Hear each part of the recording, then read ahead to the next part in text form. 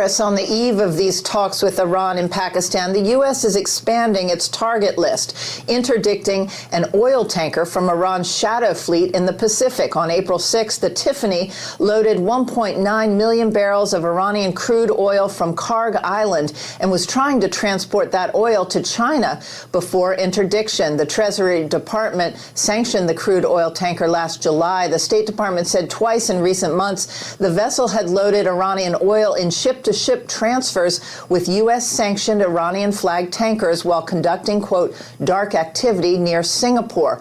The Pentagon said in a statement, quote, as we have made clear, we will pursue global maritime enforcement efforts to disrupt illicit networks and interdict sanctioned vessels providing material support to Iran anywhere they operate. But according to Lloyd's List, a widely trusted shipping analysis company, more than 24 dark fleet vessels have continued moving in and out of Iranian ports, as well as exporting Iranian origin cargo since the U.S. blockade began last week.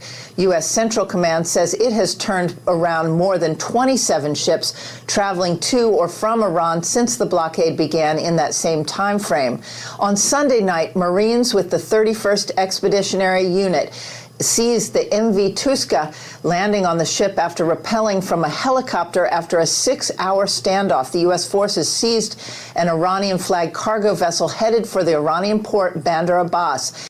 Well, John, the negotiating team has not hit the ground yet in Islamabad, as you mentioned, and the ceasefire deadline is really creeping up, expires tomorrow night. Vice President Vance will be at the White House today for what an official called additional policy meetings. And once the team does arrive, the president believes that Iran will have to negotiate because he says he does not want to extend this ceasefire without some semblance of an agreement. Well, I don't want to do that. We don't have that much time because by the time both parties get there, as you know, they just got the okay to go forward, which I knew they were going to do anyway. I mean, I don't think they had a choice. They have to negotiate. The president also said if no deal is reached, the bombing will resume. And he says he's under no pressure to accept anything less than the deal that he wants. Meantime, Democrat Senator Chris Murphy is in the hot seat for promoting a tweet that claimed at least 26 Iranian shadow fleet vessels have been able to bypass the U.S. naval blockade. He reposted that with the memo, awesome, to which a White House official said, why is a Democrat senator pushing false Iranian propaganda and rooting against the United States military? Disgusting anti-American behavior from a sitting member of Congress. Murphy, with this response, quote, okay, Twitter, I can't believe I need to clarify this, but obviously Trump's bungled mismanagement of this war is not awesome. As I've said a million times here, it's a disaster and he should end the war immediately. My tweet was something called sarcasm. He also just dodged a question on Capitol Hill about whether he would be taking this tweet down. Also under the microscope now is China. The president suggested that Chinese President Xi Jinping might have lied when he said that China would not be supplying Iran with weapons. And we caught a ship yesterday that had some things on it which wasn't very nice. A gift from China, perhaps. I don't know.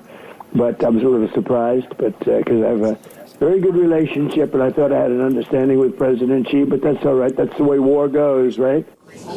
Should make for an interesting meeting when Trump sits down with Xi Jinping next month. John. Indeed. They will have a few things to talk about. Jackie Hundred for us at the White House. Jackie, thank you. Sandra? All right, now, breaking moments ago, Iran's foreign ministry says no final decision has been made on whether to attend ceasefire talks in Pakistan. This as we await to see if Vice President Vance is given the go-ahead to leave D.C. to get there. Correspondent Matt Finn is tracking all this for us and reports live out of Islamabad for us. Hey, Matt, what's the latest?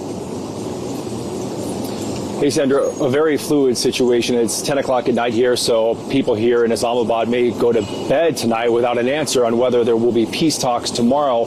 Now, a short while ago, we did get a pretty informative update from a Pakistani official here who writes the situation as it stands about 2.5 hours ago. Formal response from Iranian side about confirmation of delegation to attend Islamabad peace talks is still awaited, so Iran has not confirmed. Pakistan, as the mediator, is a constant touch with Iranians and pursuing the path of diplomacy and dialogue. The ceasefire ends at 4:50 a.m. Pakistani time, so overnight tonight into April 22nd tomorrow.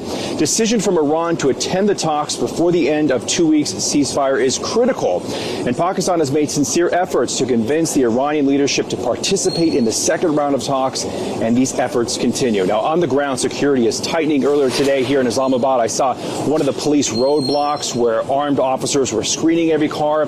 There is a designated red zone that's formed a perimeter around the area where the high-stakes talks may take place. And one of the Pakistani papers, The Dawn, has an article that says Islamabad has increased its security compared to when Vice President Vance visited the first time, because Pakistan's really hoping that President Trump comes to this country, which he said he might. Now, Iranian state media has been reporting that one sticking point is the U.S. blockade. As long as that blockade remains on the Strait of Hormuz, Iran may not negotiate. So far, the president has said the blockade will stay. The Strait of Hormuz effectively remains closed. Iran is demanding fees and asking to inspect ships, some carrying billions of dollars in cargo. We talked with the head of the European Ship Owners Association, which represents about 1/3 of the world's ships. The association says the world should not tolerate what Iran is doing. It is unacceptable that seafarers, that the lives of seafarers and the safety of the seafarers are put at risk. Seafarers that are just doing their job, especially international straits such as the Strait of Hormuz. The United Nations Convention on the Law of the Sea must apply, in particular the principle of free transit passage. So hour by hour here, we are tracking the possibility of the second round of peace talks. We will keep you updated. Sandra, John. All right, Matt Finn with the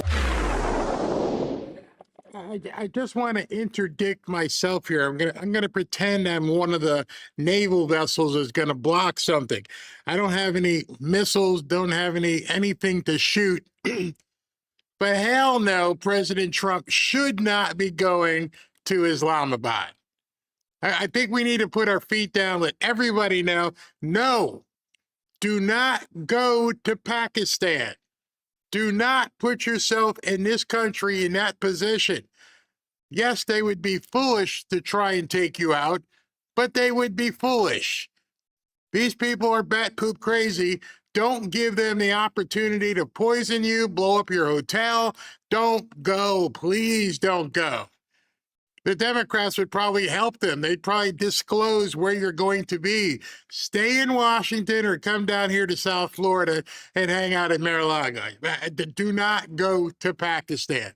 I think if I put up a poll right now and I said, hey, who thinks it's a good idea for President Trump to go to Pakistan to meet with the mullahs, I think it'd be like 100-0.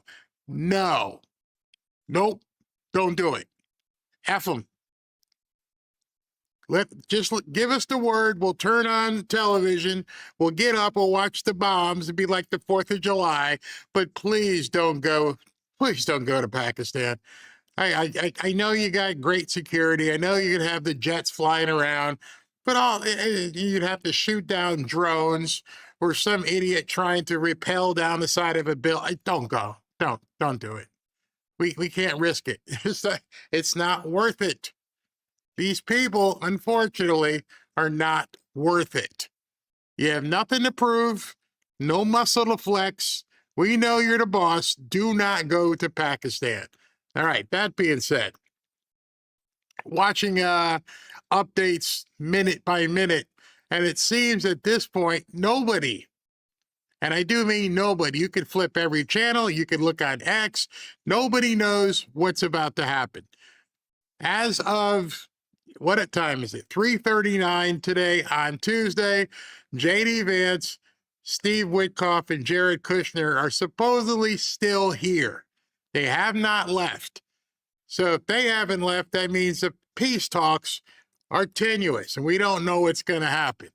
So if they come back, if they come on and they say, yeah, we're getting on a plane, or I'll let you know. But I know at 4 o'clock, President Trump has an event with NCAA champions. I'm not sure who's showing up, whether it's Michigan or Connecticut or whoever. We'll see who ends up coming. No, it won't be Connecticut. That's right. Connecticut got their butt stomped by South Carolina. It would be UCLA. UCLA is the women's champ. Michigan is the men's champ. So we'll see who, if anybody, shows up to meet with President Trump at 4 o'clock. I have a little bit of an abbreviated show today. which is probably still going to be longer than most people do normally. As you know, Ashley is in town, and we're looking at some real estate and getting some stuff done, and I'm showing her everything. And any minute now she'll be walking through the door after having lunch with Robin. So it's a little bit of an abbreviated show. And I put up a poll as if I do something late at night, what's too late? Is 9 o'clock too late? Is 10 o'clock too late? Let me know inside the poll so I know if I could turn on later should something happen, should some things go boom. And that way, you know, we all can watch it together. That being said, let me get back to Iran, because there's something happening that almost nobody is talking about. The Democrats are freaking out, the media is freaking out, but they're not reporting a very integral fact. And that fact is, we're winning.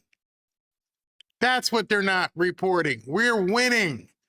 Even without dropping any bombs, even without shooting anything or just a blockade, we're winning. I'm going to explain to you why we're winning and why these people are absolutely losing it. I mean, going absolutely crazy. And I'm going to show you a couple of things, but I feel at this point that this country is on the brink. The Democrats are about to explode. Who knows what's going to happen in Virginia today? They're trying to do anything they possibly can. They brought Obama back out. They brought Hillary back out. Everything they can try to do to stop the Trump train. The media is working overboard. And the problem with all of this is Iran knows it. I've been telling you the last couple of shows, Iran's biggest weapon is the media. Iran understands that bigger than anything nuclear at this point, they've got the backing of the United States media and some Democrat politicians. And so right now we're looking at a giant game of poker. And one side has the cards, but hasn't pushed all in yet. And the other side doesn't have anything.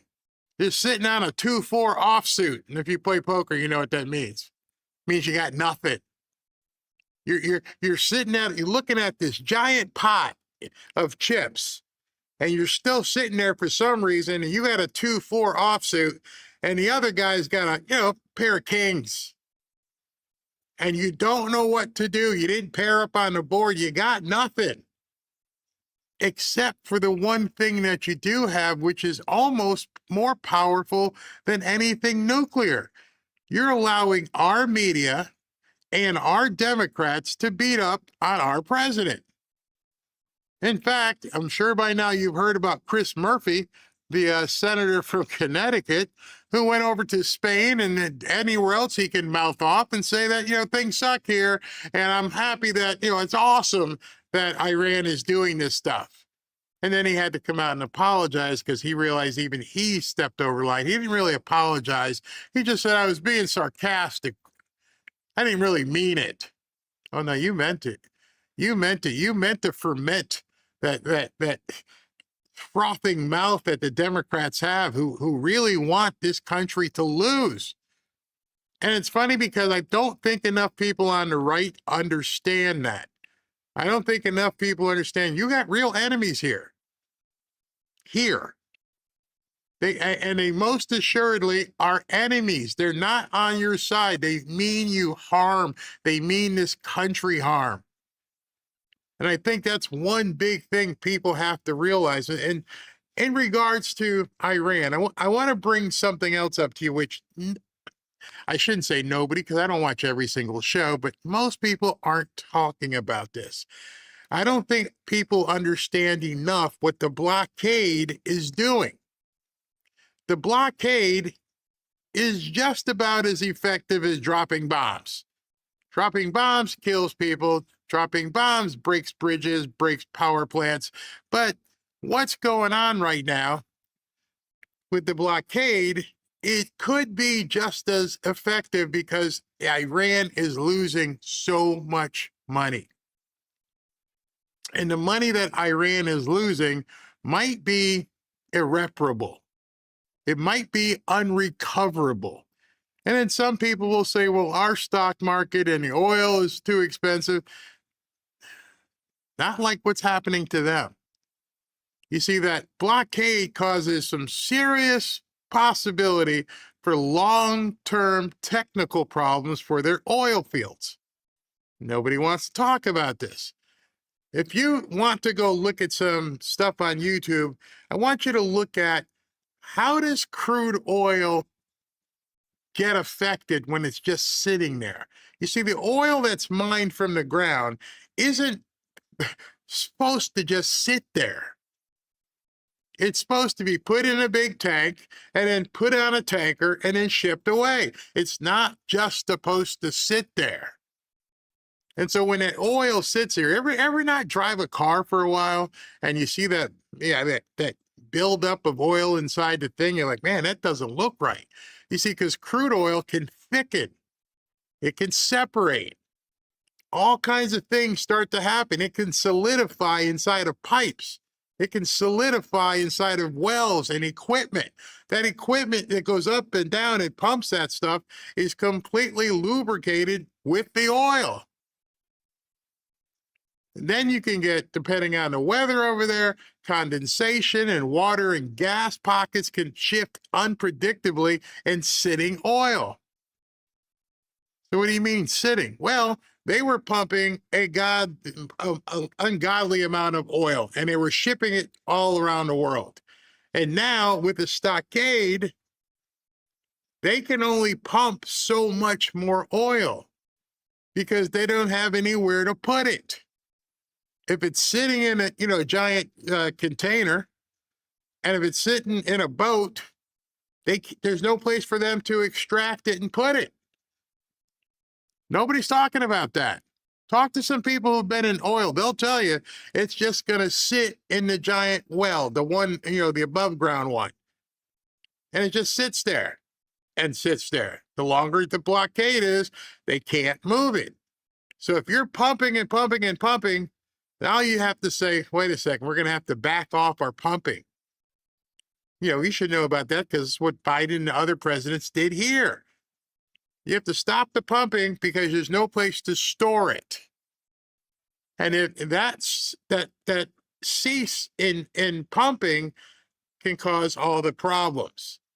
And if those wells don't work right, or if the pumping equipment goes down or something, restarting those pumps, if they get not corroded, but gunked up, could take up to a year to get going again. See, the bombs would have blown up some stuff, but they kept pumping. So they were still making money. If they can't pump the oil out and it takes a year for them to even regroup, they're toast. And we didn't even have to blow anything up. If I was President Trump and I wanted to hurt these guys, I'd blow up their containment wells. I don't need to blow up the source. You blow up the containment wells. Now you're going to set them back probably 2 years.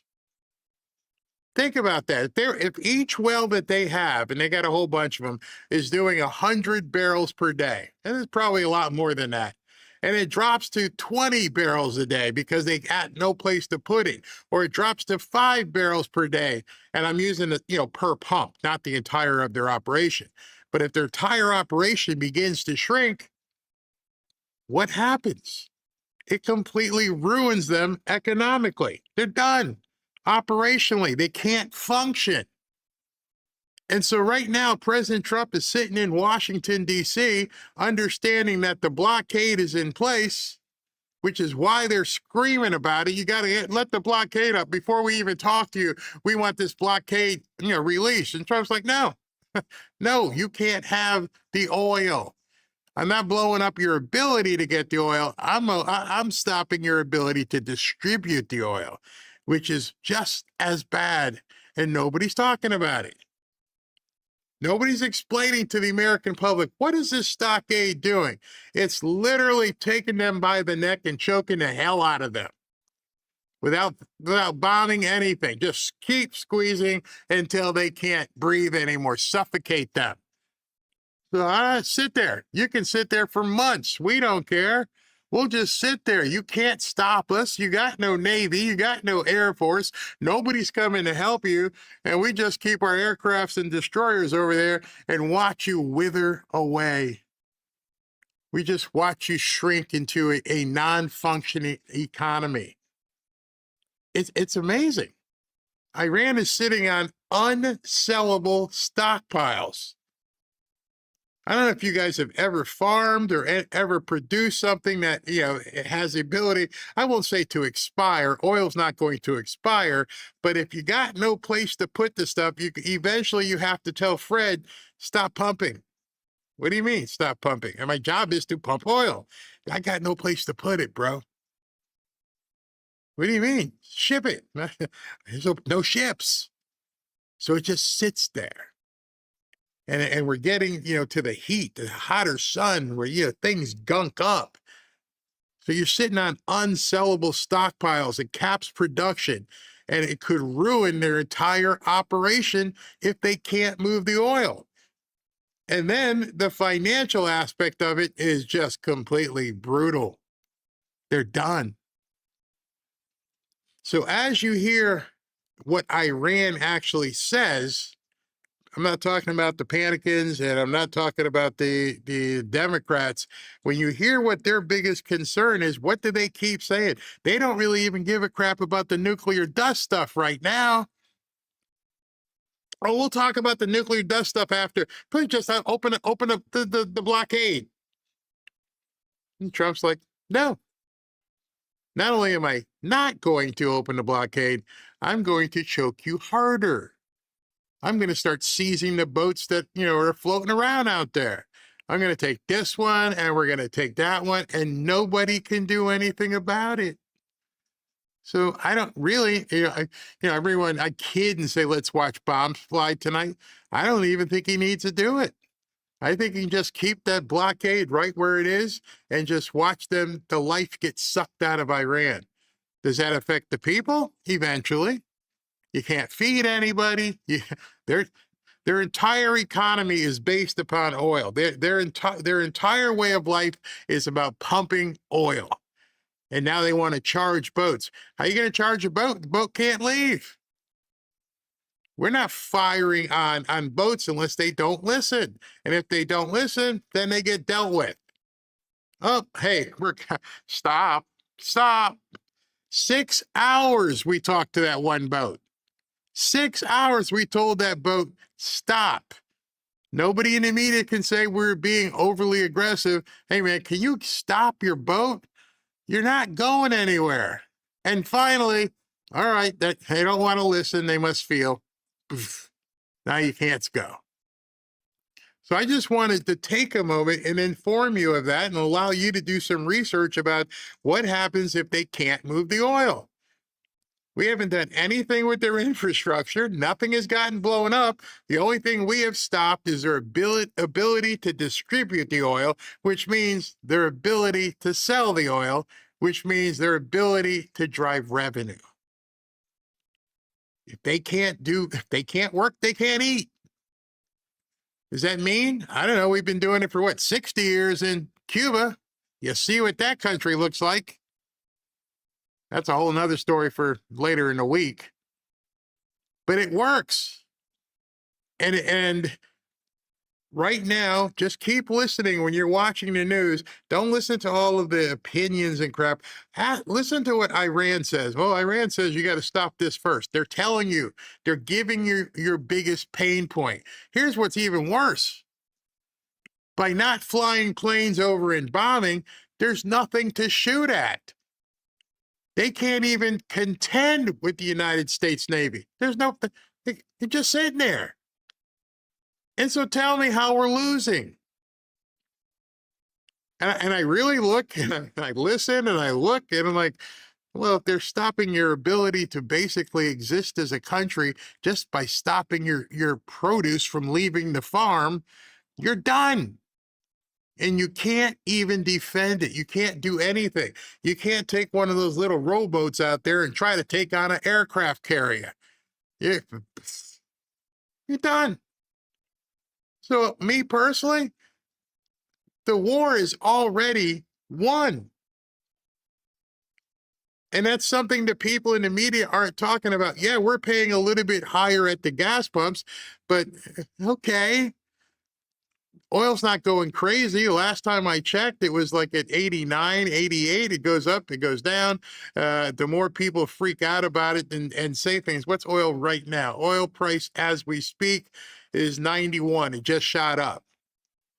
Because now everyone's emotional and like wondering what the heck's going to happen. Are they going to allow the oil to go free? No. So now you've got the ultimate game of chicken, the ultimate game of poker, and one side has all the advantages, and the other side, the only thing they have is counting on the United States media to try and push Trump. In fact, I had posted a couple things on X today where they actually said the words betting. Iran is betting.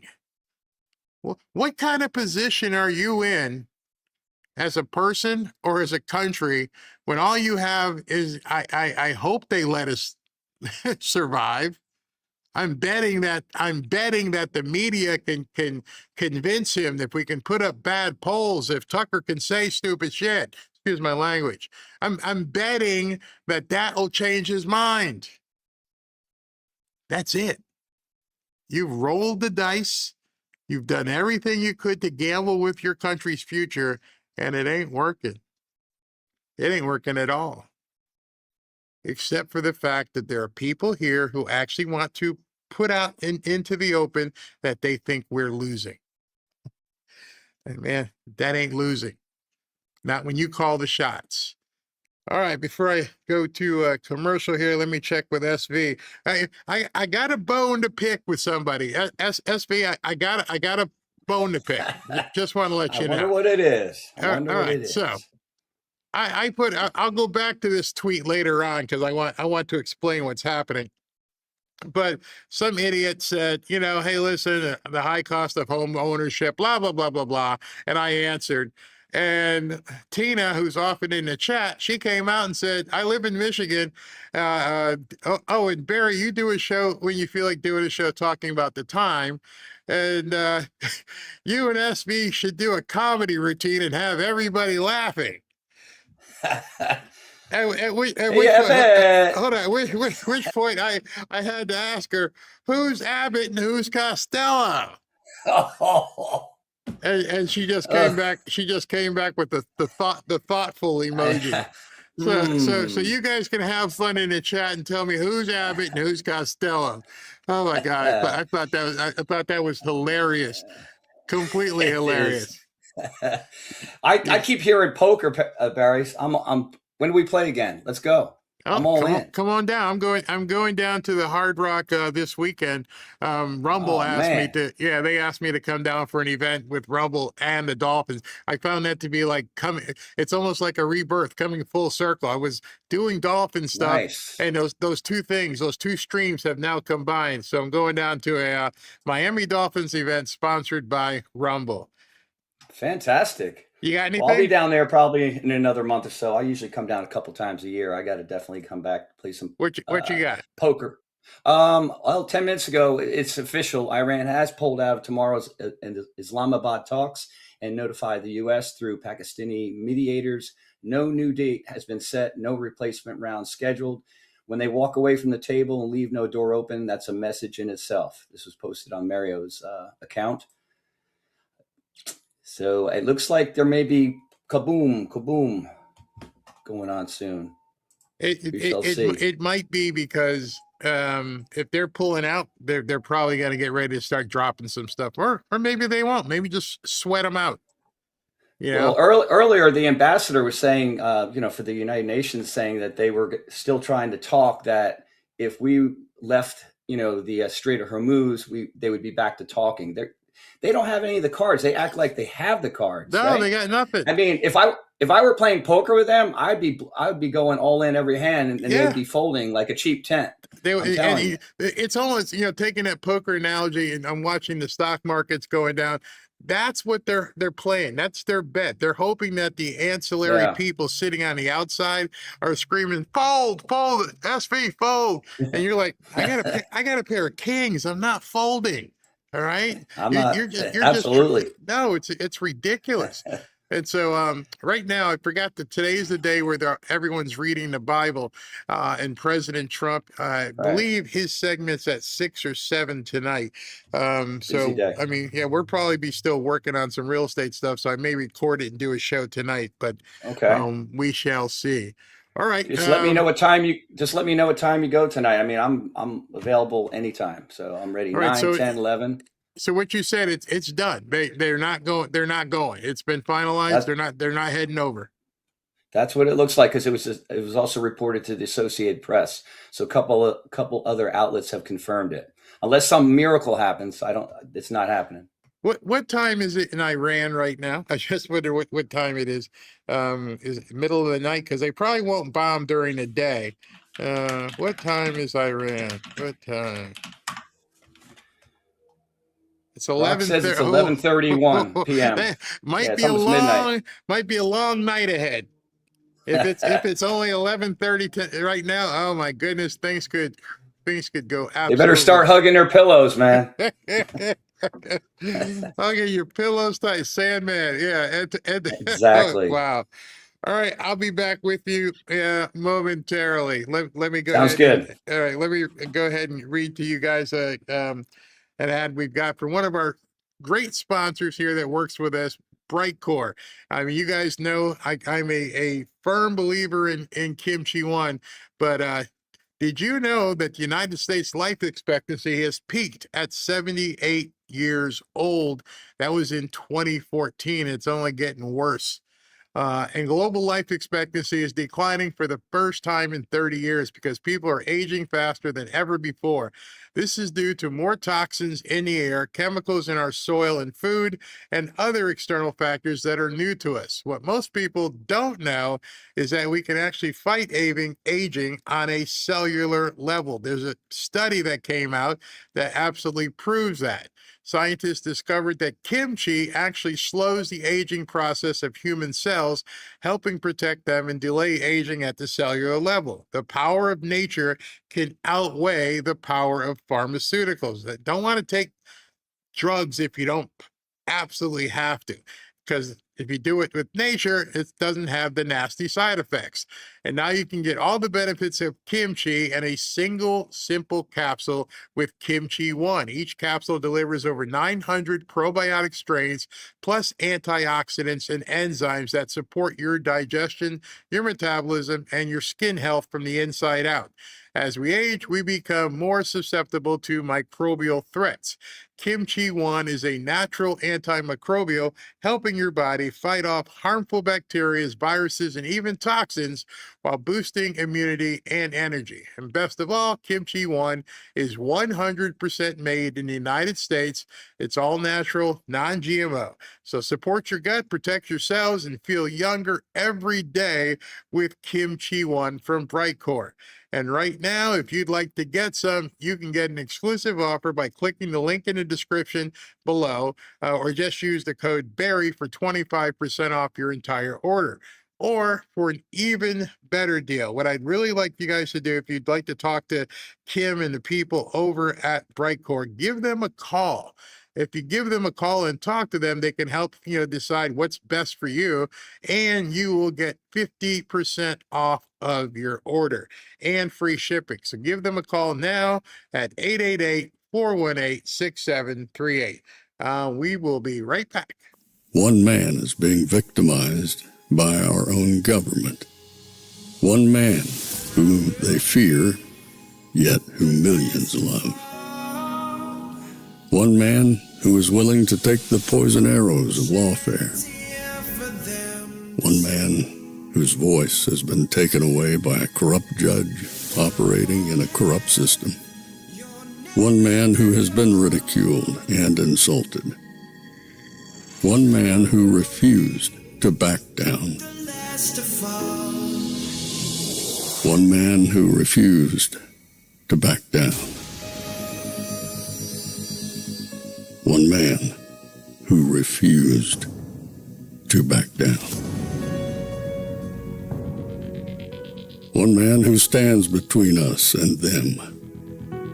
One man that wants to see America protected again.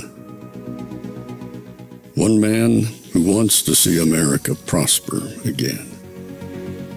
One man who understands that a man is a man and a woman is a woman. One man who understands and protects the blessing of life. One man who wants to restore American exceptionalism.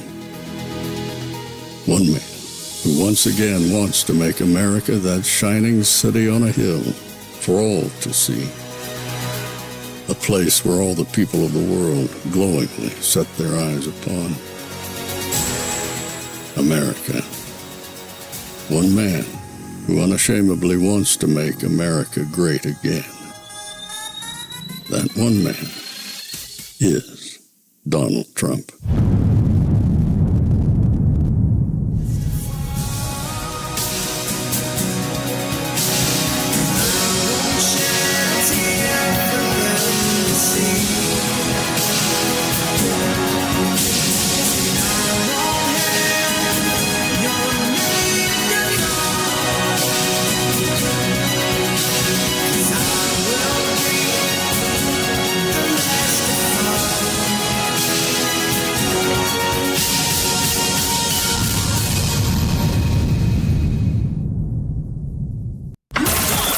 This is Fanfare with Barry Cunningham. And saying in part, quote, I am under no pressure at all whatsoever, although it will all happen relatively quickly. Time is not my adversary. The only thing that matters is that we finally, after 47 years, straighten out the mess that other presidents let happen because they didn't have the courage or foresight to do what had to be done with respect to Iran. I like to tell people, if you really want to know what Donald Trump is thinking, to either listen to you or to read Truth Social, because he spells it out in great specificity. That's exactly what I've been telling you guys for quite some time. I no longer have any faith in what the media says or their sources, unless it's coming from him, communicating it on Truth Social or through her. I don't really care what the media says. By the way, it looks like she had a complete makeover. Wow. Detail. You have the legacy media mob, radical left, isolationists. They all have one thing in common. They want the president to fail. We know that. But they don't seem to want to listen to exactly. He's telling you what he's going to do. And up to now, he's done it. So, I mean, it's got to be frustrating from your point of view.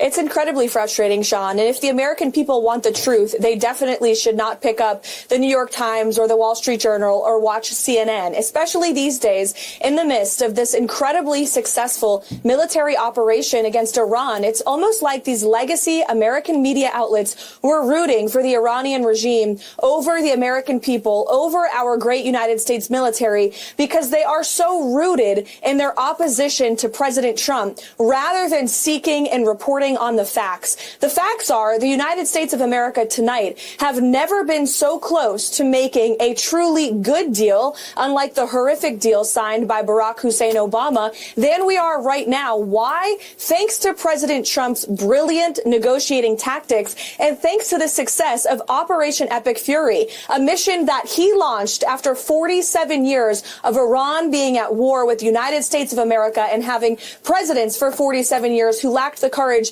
to do what President Trump finally had the courage to do. Our military took out more than 13,000 targets. The Iranian Navy is in the bottom of the sea. We have completely depleted their air force, their military, their ability for their leaders to communicate with one another inside this radical regime. Yet the American media is still trying to say that the United States is in a worse off position than we were at the start of this, that Iran still poses a threat. It's all a bunch of nonsense. They are rooting turning against this president and therefore our country. And it's really despicable to watch. But the facts are the facts. President Trump has been the steady leader our country needs throughout this entire endeavor. And again, thanks to the success of the military operation and his hardline negotiating style, we're on the brink of a deal. And if not, the president as commander in chief still has a number of options at his disposal that he's unafraid to use. And President Trump has proven before he does not bluff. When he makes a promise.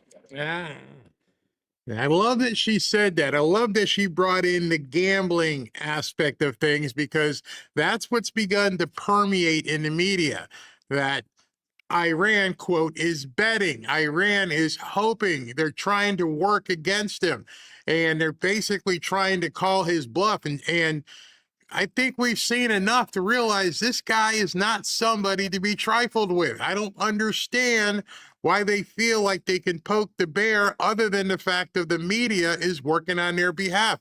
I think she almost said it. She said it appears. No, it is absolutely that. The media at this point is rooting for America to lose. Never going to find anyone who's going to call that treasonous, the First Amendment and everything else, but people with open eyes and open ears can see what these people are doing. He follows through on it, and I'm not sure why, after 10 years of covering this president, the American media still cannot understand when President Trump says he's going to do something, he's going to do it. It's actually 11 if we're going to be official about it. Yeah, you would think they would, would have had an open enough mind to actually learn about this person, but they create this false caricature in their minds.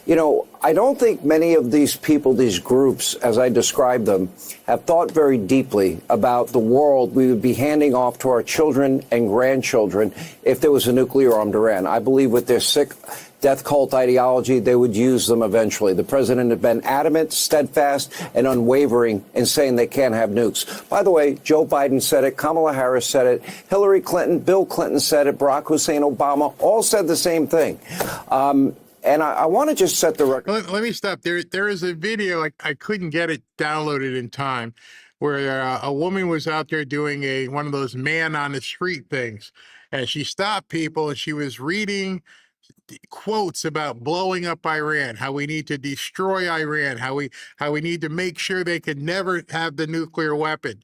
And of course, older white liberal woman is like, yeah, that's what Trump keeps saying. I cannot believe he keeps saying that. We should not do that.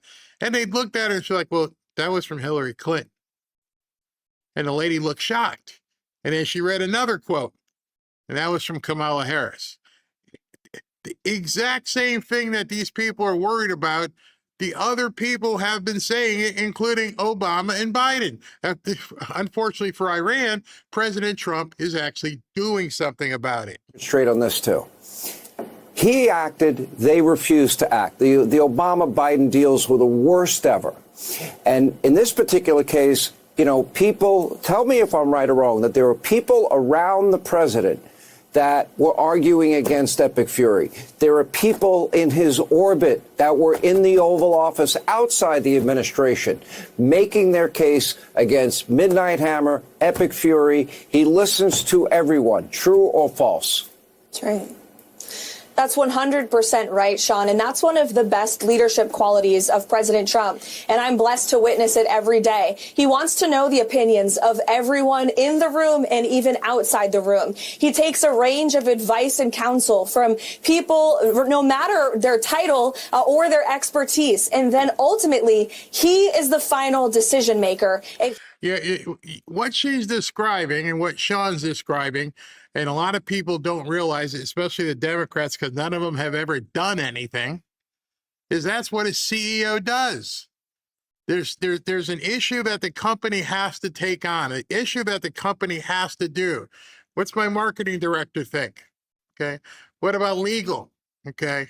And you go around the room and listen to all the department heads. What's finance think? Okay, and you get all the information from the competent people that you have put in place because you're confident in them that they are the best for what they do.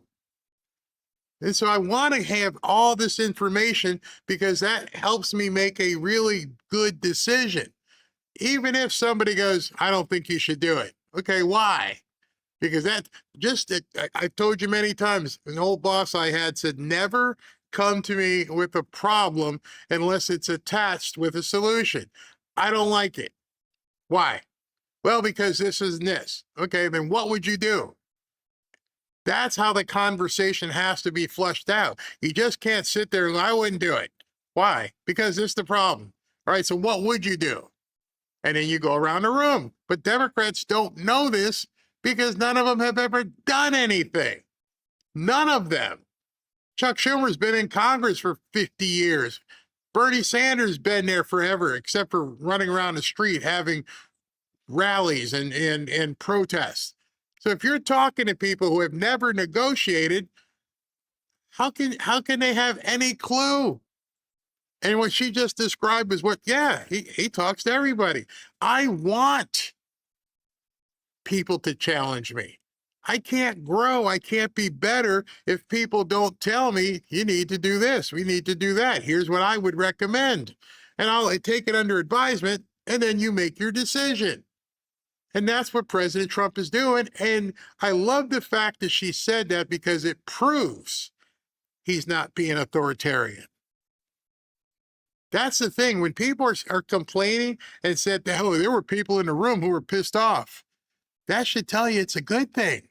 That should tell you it's not authoritarian. A dictator doesn't want to hear adversarial opinions. A dictator would probably lop off your head and tell you to go away. Don't tell me bad news. The fact that they keep saying in the media, oh, there were some people who didn't like what he said, that's a good thing. They don't even realize because they don't understand it, but that is a good thing. He makes decisions in the best interest of the United States of America. And he doesn't care about the political consequence. He doesn't care about what he knows the fake news media will write. He does what he truly feels is in the best interest of our country. All right, hold on. It looks as though, hold on, let's go to here. Included one way or another. So for now, an extension to the ceasefire. We'll continue to keep you updated on this story as it develops over the next hour. All right, so let me, before I go any further, he was reading a new Truth Social post. Let me bring it up. It looks as though, okay, here it is. I have it for you here right now. And it says, based on the fact that the government in Iran is seriously fractured, not unexpectedly so, and upon the request of Field Marshal Asim Munir and Prime Minister Shehbaz Sharif of Pakistan, we have been asked to hold our attack on the country of Iran until such time as their leaders and representatives can come up with a unified proposal. I have therefore directed our military to continue the blockade. Remember what I started to show. The blockade is more effective than dropping bombs. I have directed our military to continue the blockade and in all other respects remain ready and able, and will therefore extend the ceasefire until such time as the proposal is submitted and discussions are concluded one way or the other. And so what you're going to hear almost immediately within the next probably 15 minutes is the media coming out doing Iran's bidding and saying, taco, Trump always chickens out. But the problem, and now you guys know, you just saw it, that's not chickening out. The blockade is still in place. The media doesn't understand that.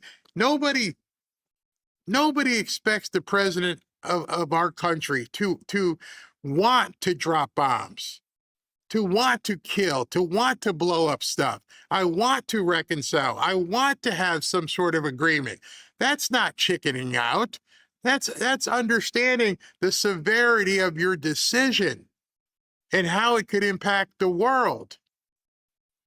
And they will completely overlook that one line in his Truth Social here, where it says, I have therefore directed our military to continue the blockade.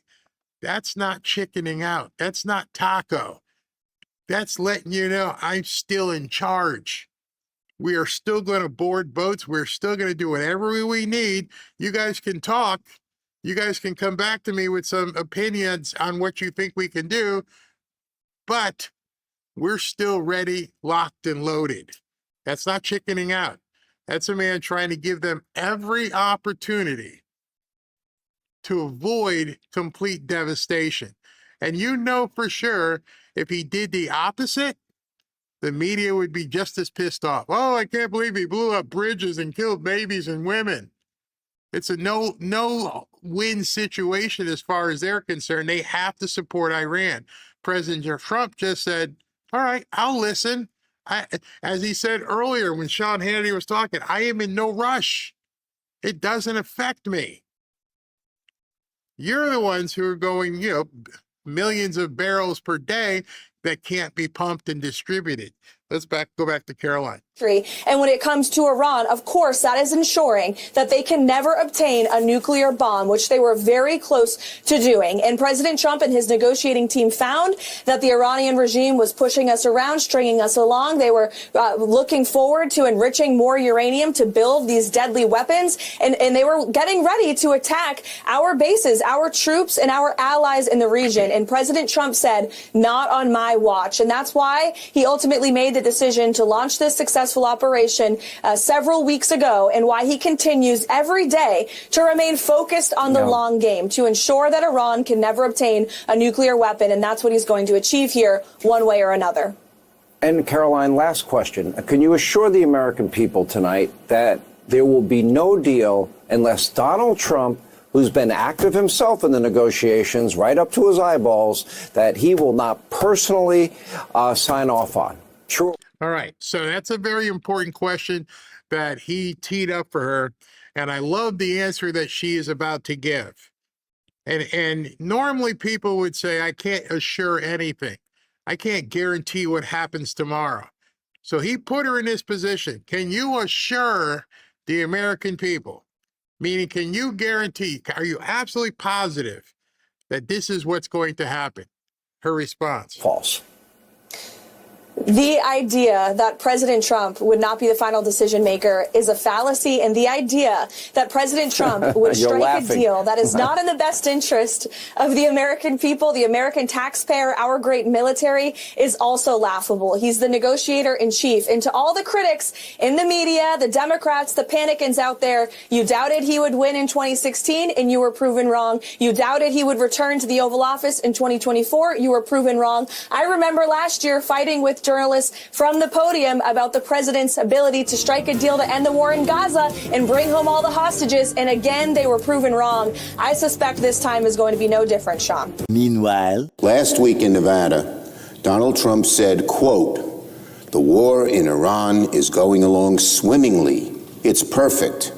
Trump, again, the war in Iran is going along swimmingly. The truth is that the Trump administration is barely treading water, caught in the riptide of its own incompetence.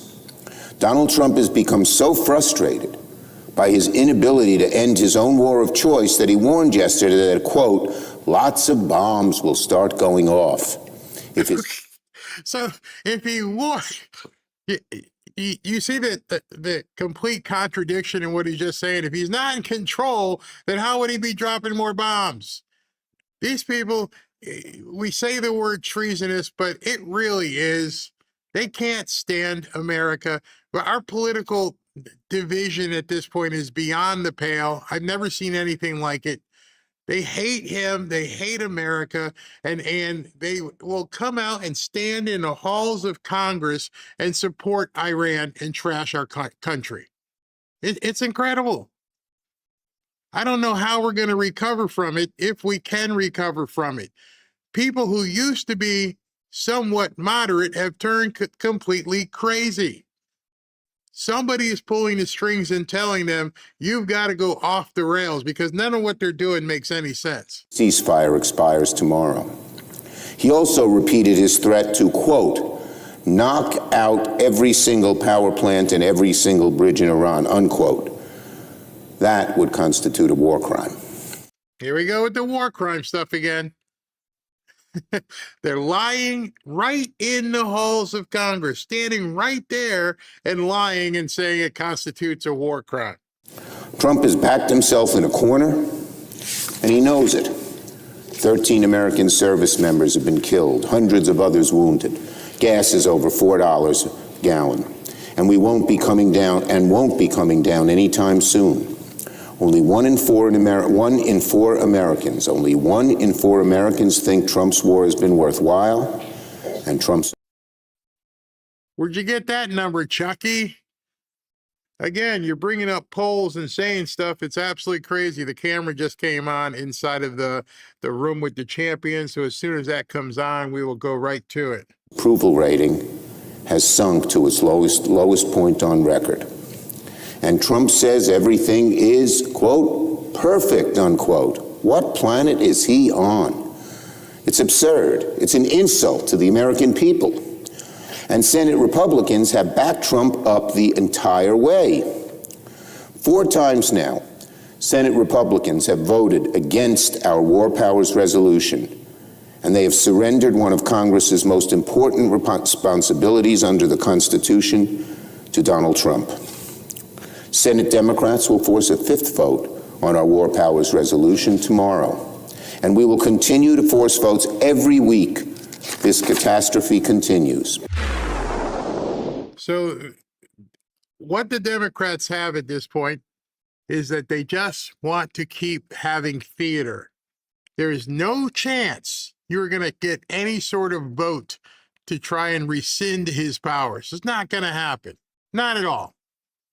But yet that's what they keep. He just said it. We're going to do it every single week.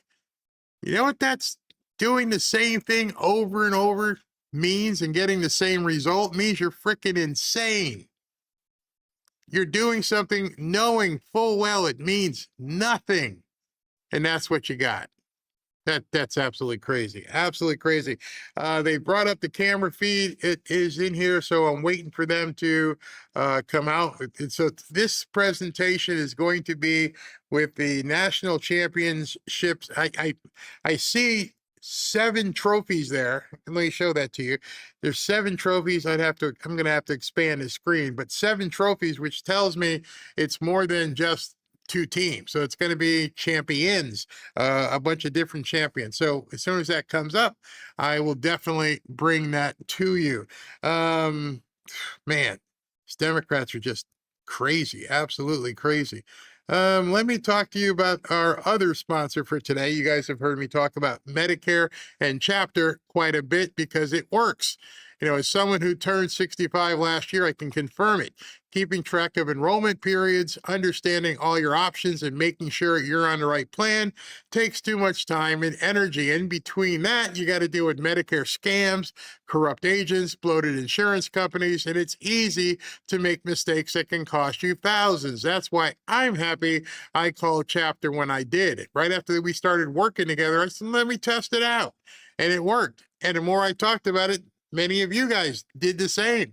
They're actually honest, and the only Medicare advisor that looks at every plan nationwide, helping people save an average of $1,100 a year. People are relieved when they talk to Chapter. And I want to tell you one thing after going through the MRI stuff, and I got to go back and take it tomorrow. I was joking about it in terms of trying to get in that tube. Somebody there yesterday told me something and was very interested because they heard that I was a cash payer. I told, you know, I'm at the front desk. Hey, you got insurance card? Nope, paying cash. He's like, you know, you can redo your Medicare stuff and just get major medical in case you need to go to the hospital or anything, or surgery. And then if you're going to cash pay at the doctor, you just keep going as you want. I'm like, I got to call Chapter. I've got to call Chapter and say, is there a plan I can get which is just major medical? I don't even need the prescriptions. Because of Trump RX and Good RX and all these different things, I don't even need that. Just cover me for major medical. Make sure I'll report back to you and see if they have that kind of a plan. These guys won't push you to buy a plan you don't want. So I'm going to test it. I just want major medical. That's it. and their support is completely free. One free 20-minute phone call is all you'll need. So if you're turning 65 soon or have questions about your Medicare coverage, call them at 475-328-3545 to get the most out of Medicare, and most people wish they just called sooner. So I'm going to do that probably after today's show, or no, I'll probably have to wait until Ashley goes home. But I'm going to sit down with them and say, just get me major medical. Is that allowed? I don't want anything else. Just want to make sure if I go in a hospital, that's covered, and take off all the other stuff. I'll pay cash.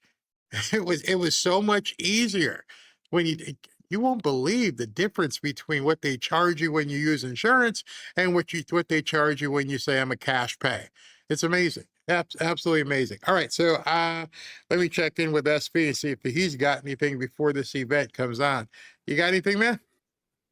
Always stuff going on. Always stuff going on.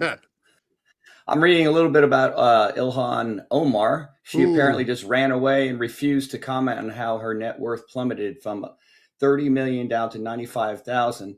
She blames accounting errors. Fox goes, "Can you tell us about your net worth dropping down to nearly 100K? Can you just elaborate on what mistake was made?" She acts like they're not even there. She keeps on walking away, like she just runs away. The noose is beginning to tighten. I hope she gets deported back to Somalia and she could hang out with her other brothers. I think you said it. I think you said it yesterday. I just have to catch that. I think you said it yesterday. You're like, if it was any one of us, they'd already be knocking at the door. Yeah. How do you go from night? Well, you know what it tells me? One of the documents you filed is fraudulent. Either you filed before fraudulent or this time. And what kind of mistake did how did they add 4 or 5 more zero? That doesn't make any sense. Everything reeks of fraud. I mean, the winery she allegedly has in California, it was all fake. Everything about her is fake. She's just a big fraud. And she thinks she's above the law, but you know how it turns out. They all think, well, who is that that rep? She just resigned today. The one that stole $5 billion. I don't know if you've ever seen a movie. Probably not, because you're a white guy. But there's a movie called I'm gonna get you, sucker. I'm gonna get you, sucker. Oh, I don't know if you I've seen that. Okay. Yes. So when you're talking to the 2 pimps and gang guys, and he starts dealing with them, he's like, "You got the stairs or the window? We're gonna throw you out one." And so over and over, they kept saying that to people. You want the stairs or the window? I'll take the stairs. And they throw him down the stairs. She got thrown down the stairs. I mean, I can't even believe they let her resign, because I hope she's not getting a pension. Well, I mean, I have to look into that if she's even qualifies for a pension, but I don't know why she didn't want the embarrassment of them coming in and saying, "Get out," and they should do it anyway. She's actually, when she was being interviewed, she's blaming, she says, the reason why they're doing this is because I'm black. She's using that card. I mean, she's caught red-handed. She's a crook. I mean, I think now that she resigns, now they can go after her for real prison. I mean, they need to start making examples out of these people, because they all think just because they're in Congress, they're invincible. See, the problem she has at this point is she's got to come back to South Florida. I don't know if you know, but she's from a town here called Tamarack, not too far from here, southwest of here is where Tamarack is, which means she'll be under the auspices of Ron DeSantis and the Attorney General here. So I hope they go after her and just take her out to the woodshed. Hey, speaking of which, I saw that short clip you put on X about I won't say what happened, but the guy that was on the road. I love how justice is immediately served. I mean, FAFO, right? So what SV is talking about is down here, the sheriffs and police don't play, and people down here know it. They know. In fact, the sheriff has gone on television. Many sheriffs have gone on television. I never heard the term before, but he said, "You mess around here, you're going to get graveyard dead." He actually said that. And people are like, "Wow, that's kind of harsh." Yeah, because it's going to happen. So anyway, there was a chase. The video it's on my Twitter profile. I could never show it here. There was a chase on the highway, and they were just zigzagging and coming across the highway, and they got this guy stopped, but he decided he wanted to get out of his truck with a gun. And everybody was positioned around him, and then one of the late arriving sheriff deputies showed up, and as soon as he pulled that thing out of his truck, I knew this guy's toast. This guy is. He pulled out a gun that was like about you can't even see my arms, but it was like dirty Harry type. What was it? Yeah. Do you know what it was? I think it was like. I think it was like the one Dirty Harry used, the big, the 44 Magnum or something. He had a big barrel on, and he's waving it around. Yeah. Like, what are you going to do? And this sheriff just they took care of him. They lit him up. I mean, oh my! And the perspective of the video, if you guys want to go look at it, I can never show here, is someone who is like the first car that was stopped by the police. And so she's taking a picture. Oh my gosh! It looked like something out of a movie. But I'm like, oh well, no court hearing. Whatever he did, he paid the ultimate price. All right, let me take a break in a second. President Trump is due up here. The reason why he is obviously late is because the whole thing with Iran. So I don't know how this thing is going to go, but it's on camera, and as soon as it comes on, I will take you there. I'll see you guys in 90 seconds.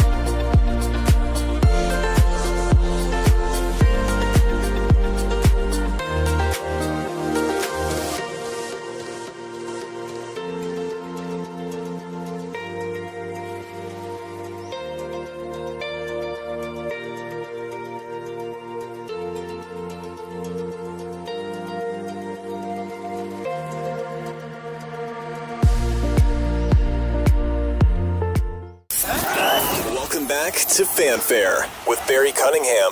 All right, so we're waiting on President Trump to show up to this event here. He's obviously late, not there yet. As soon as he comes in, we'll go ahead and bring it to you as soon as he comes up to the podium. But this morning, early this morning at 8:15 or 8:30, President Trump did an interview on CNBC. And it was a jam-packed interview that he did. So I wanted to bring that to you guys. And as soon as that thing comes up, I'll bring that up because that's live. This interview was a phone interview that he did on CNBC. And there's a couple things I want to jump in and talk about as well. So let's listen to this interview from CNBC this morning. Join us now on the Squawk Newsline, President Donald J. Trump. President Trump, welcome. Thanks for joining us this morning. Well, thank you very much, Joe. You are very welcome. Can you give us, I think it's on everyone's mind, the latest on where the Iran negotiations stand?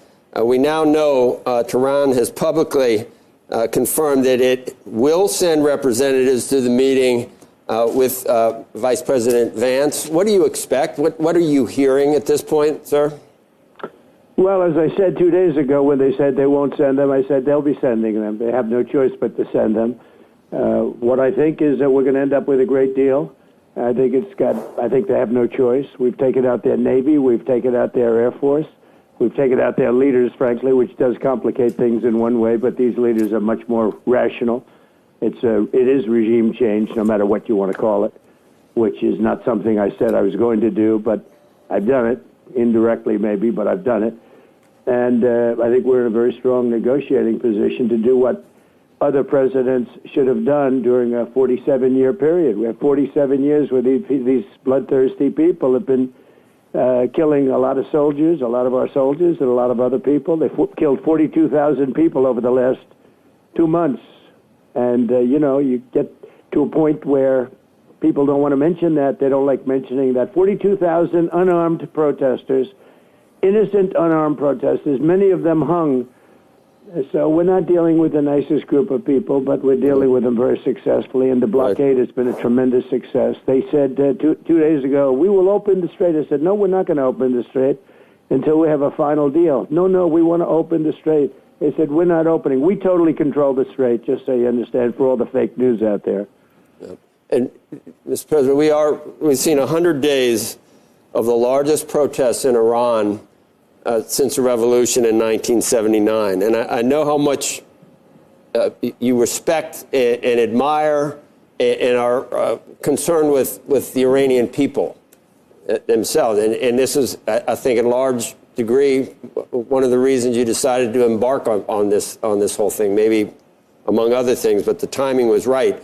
If we get close in negotiations right now, but the deadline for the ceasefire is tomorrow, if it looks like things are progressing, will you not necessarily extend it to a definitive amount of time, but will you let it keep going if there's progress in the talks before taking... Well, I don't want to do that. We don't have that much time because by the time both parties get there, as you know, they just got the okay to go forward, which I knew they were going to do anyway. I mean, I don't think they had a choice. They have to negotiate. And, the one thing I'll say is this. Iran can get themselves on a very good footing if they make a deal. They can make themselves into a strong nation again, a wonderful nation again. They have incredible people. But they seem to be, bloodthirsty. They're led by some very, very, unfortunately, tough people. And I don't mean tough in a good way. I think it's very negative for the country because we're much tougher than they are, like not even close. But they have to use reason, and they have to use common sense, and they can get themselves into a great position to make themselves into a great country, but a legitimate country, not a country based on death and horror. And I think regimes only respond to certain things, and I understand your threats to bomb the bridges in the electric grid, but I don't think the regime cares about the people of Iran. And if you did that, I'm sure it's the last thing you'd probably want to do, but it would hurt at least some of the people that we care about and why we embarked on this in the first place. So that would be, I'm sure, a last resort for you. It's not my choice, but it will also hurt them. It'll hurt them militarily. They use the bridges for their weapons, for their missile movements. They're trying to move the missiles because we've obliterated most of their missiles, and they're trying to move their missiles around, even during the ceasefire, which I think was a good thing because we're totally loaded up. We have so much ammo. We have so much of everything that we've, much more powerful than it was 4 or 5 weeks ago. So we've used this to restock, and they probably have done a little bit of restocking. We caught a ship yesterday that had some things on it which wasn't very nice, a gift from China perhaps, I don't know. But I was a little surprised, but because I have a very good relationship, and I thought I had an understanding with President Xi, but that's all right. That's the way war goes, right? But I will. Now, just understand, so that boat, once they got into it, I don't think they've published everything that was on it, but you could tell, he wasn't happy that they were trying to slide something in there to give Iran some ammunition or some sort of armament, but they caught it. And so that's going to make them even cut down further on what they allow through the strait there. I'll tell you that our military is incredible, what we've done. I mean, think of it. In the first 3 days, we took out their entire Navy, 159 ships. 159 ships, and wiped out their Air Force, wiped out their anti-aircraft, all of their anti-aircraft apparatus is all gone. All of their radar is gone. Their leaders are gone. Their leaders are gone. The whole thing is gone. And frankly, this should have been done a long time ago. It would have been a lot easier because they were a lot less lethal a long time ago. So to be clear, you're saying that you need at least the prospects for a signed deal today and tomorrow, or else you would resume bombing Iran. Well, I expect to be bombing because I think that's a better attitude to go in with. But we're ready to go. I mean, the military is raring to go. They are absolutely incredible. I built the military in my first term. I'm using it now. The military, when I took it over from Barack Hussein Obama, it was so depleted, so sad. And I built it in my first term. You remember those big numbers. You talked to me about it once. That's a lot of money for military. I built it. We did a great job with our military. And we're using it now and rebuilding it, too. We've done a lot of rebuilding also in my first year of the second term. But we have we have the most powerful military in the world. And everybody knows it. Since we're kind of tight on time, can we just talk about what something else happening today, and that is your pick for Fed Chair Kevin Warsh on Capitol Hill. We've had a couple of guests today say the best thing that we need now is for Jay Powell to leave in May, like he's supposed to, and to have Kevin Warsh in as Fed Chair for that next June meeting. But we still have this Justice Department probe hanging over. And I've seen things that you said in recent interviews, Mr. President, and I want to ask you again, if it would be possible for the Banking Committee to completely investigate all of your concerns about the cost overruns and the testimony of Jay Powell in front of Congress, if you could take that off-ramp to get this moving, and Jay Powell leaves, Kevin Warsh goes in, is that something you'd consider dropping for the DOJ probe to let the Banking Committee handle it? From the standpoint, Joe, from the standpoint that we have to find out why a small building costs close to $4 billion. It's not finished, by the way. They have a long way to go. They ripped down the most beautiful ceilings. They'll never build them again. The most beautiful, thick, 1.5 thick walls of solid masonry. They're never going to be built again. They put up 6-inch sheetrock walls, and they say, sir, we have no insulation. It's not in the budget. I mean, these walls, they had the best. That building was so beautiful. I would have fixed that building. I would have had it brand new, beautiful for $25 million, and they're going to spend close to $4 billion, maybe more than that. I don't know. It's not finished. In fact, I looked at it the other day. I'm afraid Kevin will have to have an office next to me in the White House because that building's not going to be done. He's not going to be able to use that building for a long time. And, he had a complaint. He said, I didn't realize this. He said the saddest thing is they ripped down the best building. He said there was a building that had beautiful boardrooms that he used many times when he was there, that beautiful boardrooms and meeting rooms. It was so beautiful, the nicest in Washington. And he said they ripped it down. And maybe they did that to save money, like the Gavin Newsom, the railroad, where they made it shorter in order to save money, but it's still 25 times over budget. But the worst I've ever heard is the railroad in California, and I think this might be worse. Think of it. I would have fixed that building, beautiful, quickly. $25 million would have been like a brand new building. All the ceilings would have been left. All those beautiful thick walls with gorgeous moldings would have been left. You're going to get a sheetrock ceiling, a sheetrock wall without insulation. They said, sir, insulation's not in the budget. Insulation costs you $100 a room. The whole thing is crazy, and they're at $4. I think it's going to cost more than $4 billion when it's finished. But it would. But Joe, somehow we have to find out how this can happen. It's not the first time. How does this happen? Did the contractor make $3.5 billion? Right. If the Banking Committee could take it over. I can't imagine that Too Late is taking money on construction. I can't. But it's possible. But we have to find out. Why is a job that should have cost $25 million costing billions and billions of dollars? I built the hotel. It's now the Waldorf. I sold it to Waldorf, and it's now the Waldorf. I built it for $201 million. It's a bigger building than the federal, and it was hotel rooms with bathrooms and, partitions, and it's much more expensive to build a hotel room than it is a nice empty office space, right? And I built that for $201 million. This now is 8 years ago or so, but think of it. This building, you look at it, it's a little building. I think it's going to cost over $400 billion. And here's the thing. It's going to be nothing compared to what it was. They spent $4 billion, and it's nothing compared to what it was. It was beautiful. It had beautiful ceilings. They were all destroyed. They took them down. I don't know why. If the DOJ, though, if this goes forward with Department of Justice and it delays him being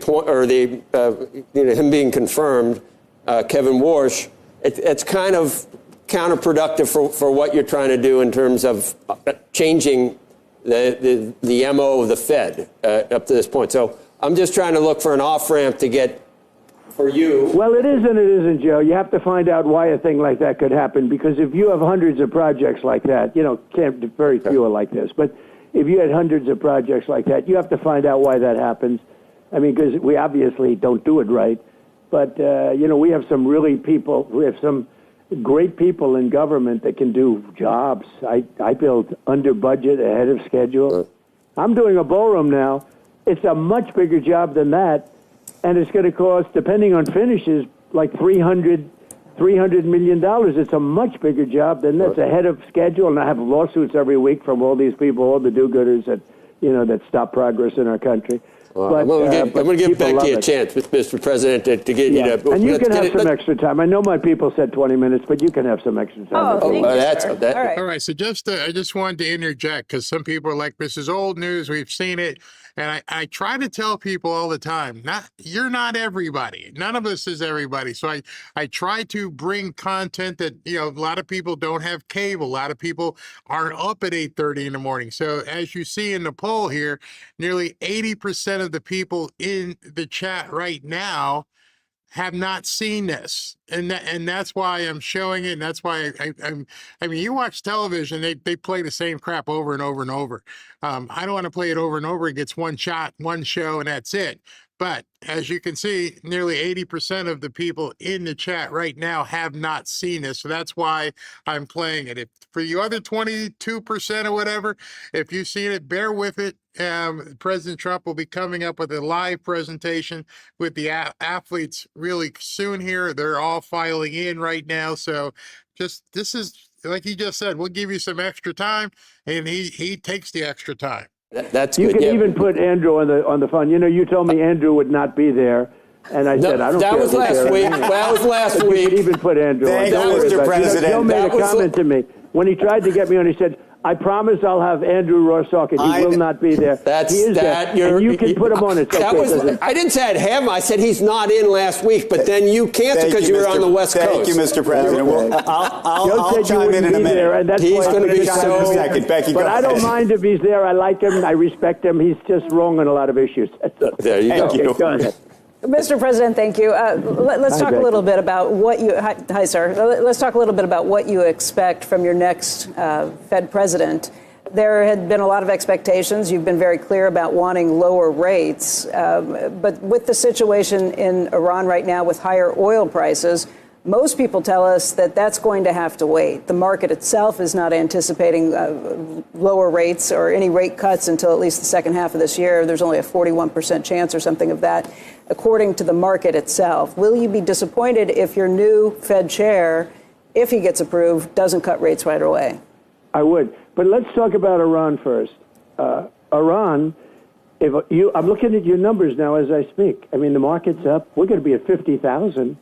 That's where we were just a little while ago when it started. And when I hit 50,000 on the Dow and 7,000 on the S&P, I said, well, I hate to do this to everybody, but I'm going to have to journey down to a place called Iran and not make sure they don't have a nuclear weapon, because they will blow up the world. You want to see a bad stock market? Try blowing up the Middle East and then Europe, and then they come for us, right? And we're not going to let that happen. So I said to my people, they're all gathered, all these wonderful guys, Scott Bessent, the whole group, Howard, they're all doing a good job. I said, fellas, I got a little bad news for you. I'm going to put a little wrinkle in your numbers. Why, sir? We're going down to a place called Iran, and we're going to make sure that they never have a nuclear weapon, because they'll use it to blow up, because they're religious fanatics, and they will use that weapon to blow up the world, but they'll start with Israel in the Middle East, and we're not going to let that happen. And they said, wow, that's going to be bad. I said, yeah, it's going to hurt the market, and it's going to drive up the price of oil and whatever it is, but that's peanuts compared to what would happen if we let this happen. And I told them, 47 years other presidents wanted to do it. They never had the guts, the courage to do it. I said, we have to do it. And they understood that, very professional. They're great guys, great people. Jameson's doing such a great job, all of them. And so I said, we're going down, and we're gonna do our little thing. And we did. And, knocked out. We've totally won the war. If you read the New York Times, you think, oh, gee, when are we surrendering? We have totally beat them militarily and otherwise. I mean, I wish you could hear the conversations we have with them. We are victorious. If we left right now, it would take them 20 years to rebuild. And they can't get the nuclear dust because it was obliterated by the B-2 bombers that went in. They never got the credit they should get. They've tried to get down there. We have cameras from Space Force on it all the time. They've tried to get down. They can't get down. That place was obliterated. They did such a good job. The left tries to make it, tries to demean all the time, like, oh, well, maybe it wasn't totally obliterated. It was, and they can't get it, or they would have tried to get it. But the fact is that we took this little journey, and if you would have told me that the Dow is almost, I'm looking at your thing, I mean, literally we're at 50,000. And if you would have told me that oil is at 90 as opposed to 200, I would be frankly surprised. And you know what is happening? Boats are finding other sources. They're going up to Texas and Louisiana. They're going to Alaska. They're going to other places. It's an amazing phenomenon. When there are problems, people find out how to take care of things. And the strait's very important, but people have found out. I mean, you're taking a look. Look at your numbers right now. I'm looking at where the stock market's up, where it's, look at that, S&P. The numbers are what they were when we started this whole thing. I thought they'd be down 20% or down a very substantial amount. Even when it was down more a couple of weeks ago, I was surprised. I thought it would be down much more, and I thought the oil would be much higher. And I'm very happy to say that it wasn't. And when it's over, and it will end, when it's over, they want it to be over immediately. And I just looked at a little chart. World War I, 4 years and 3 months. World War II, 6 years. Korean War, 3 years. Vietnam, 19 years. Iraq, 8 years. I'm 5 months. Okay, 5 months. I would have won Vietnam very quickly. I would have, if I were president, I would have won Iraq in the same amount of time that we won, because essentially we've won here. Okay, I mean, people can play games. The Democrats can say, well, we should have done better. No matter what. If I did it in 1 week, they'd say we should have done better. Look at Venezuela. I took it over in 45 minutes. It was basically a 45-minute. And by the way, a very strong military country. And we took it over in a day, but let's be nice. But we basically took it over in 45 minutes. We took it over during the attack in 45 minutes. Mr. President, and they would say, I'm surprised they haven't said it, that you should have done it in 30 minutes. It took too long, So it's tough. But we can't let traitors, traitors like Schumer put pressure on you where they say, we want out.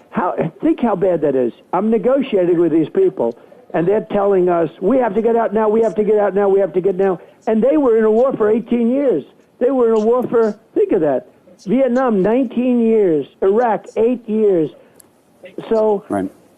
I want to make a good deal. I'm not going to be rushed. I have all the time in the world. I want to make not a good deal, I want to make a great deal. I don't want to do this, go through this. And, I mean, if you look at this, what we've suffered in terms of losses, we lost 13 men, and that's terrible. I wish we didn't lose one.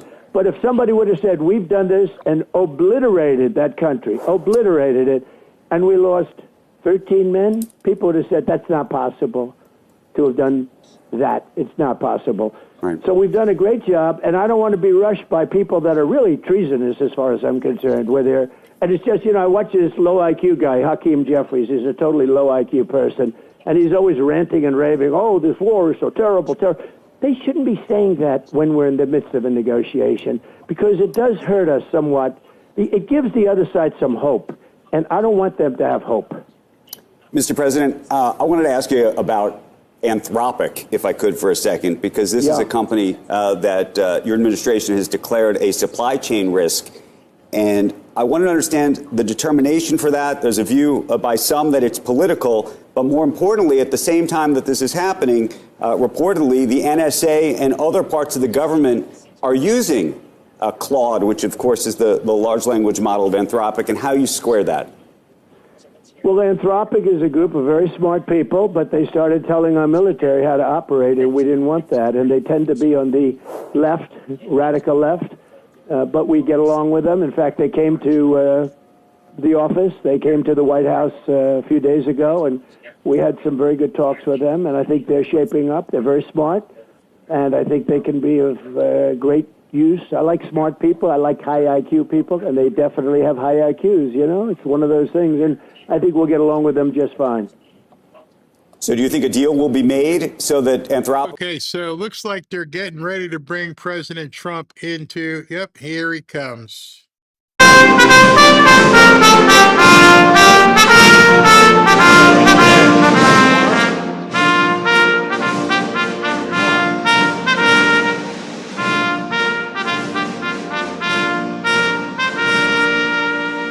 you very much. Some great-looking athletes, that's, I can tell you. It was great to meet you before.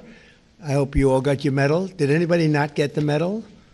No, because I want to make sure. I don't want to have anybody leave unhappy. Please sit down.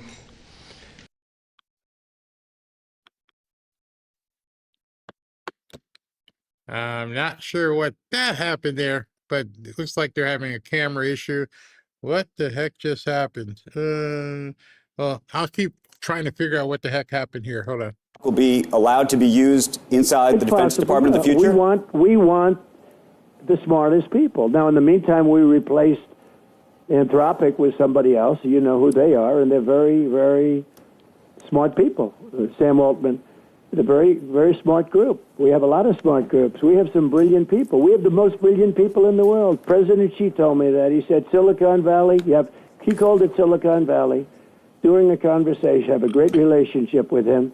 He said, you have the smartest people in the world. And we do. You take a look at what's happening with Jensen and all of these people. And it's a great honor to be working. I think Tim Cook, I see he's retiring. I wrote a piece about him today. And I got to know him very well. He's a fantastic person, did an unbelievable job. And I say it respect. 37-2, pretty good records, but we're talking, I guess you probably have to have a little something very special, because what you are and what you do is very special. To the winners here today, welcome to the White House, a very, very incredible place. I pinch myself every time I walk through the White House. I say, this place is really something, and it's a great honor to have you, because you're very amazing people. Among those joining us this afternoon are the 2025 Division I men's golf champions. Why don't you stand up when I introduce you for a second? You got all the fake news back there, so you'd have they'll treat you better than they treat me. They're going to treat you better than they treat me. At the White House Live. Interesting. Many times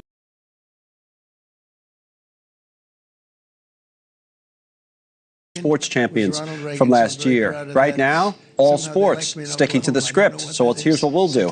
We'll monitor that. If he talks about it, we're back. Amazing. They have made Oklahoma State very proud, and it's a great school, and it's a great sports school, too, with some unbelievable champions and teams, and you're right at the top. Congratulations. It's great. I'll have to play golf with you guys some. I'm going to try giving you a match. I think it's going to be tough. This is a match I'm not looking forward to. And anytime you're around, you let us know, okay? We'll let you go over to the place I told you about, a special place on the Potomac River, okay? Joining us as well are the 2025 NCAA Women's Volleyball Champions, the Texas A&M Aggies. Thank you. Good. Stand up. When I watch television, I watch the level of talent. It's actually incredible, and you're the best of the best, so that's an amazing thing. And from the opening serve to the final point of the national championship, the Aggies played with heart and determination. Everybody here played with heart and determination, really. They dominated the tournament, sweeping top-seeded Kentucky to claim, why were they top-seeded? What's going on? What's going on? I don't like that. To claim the program's first ever national title.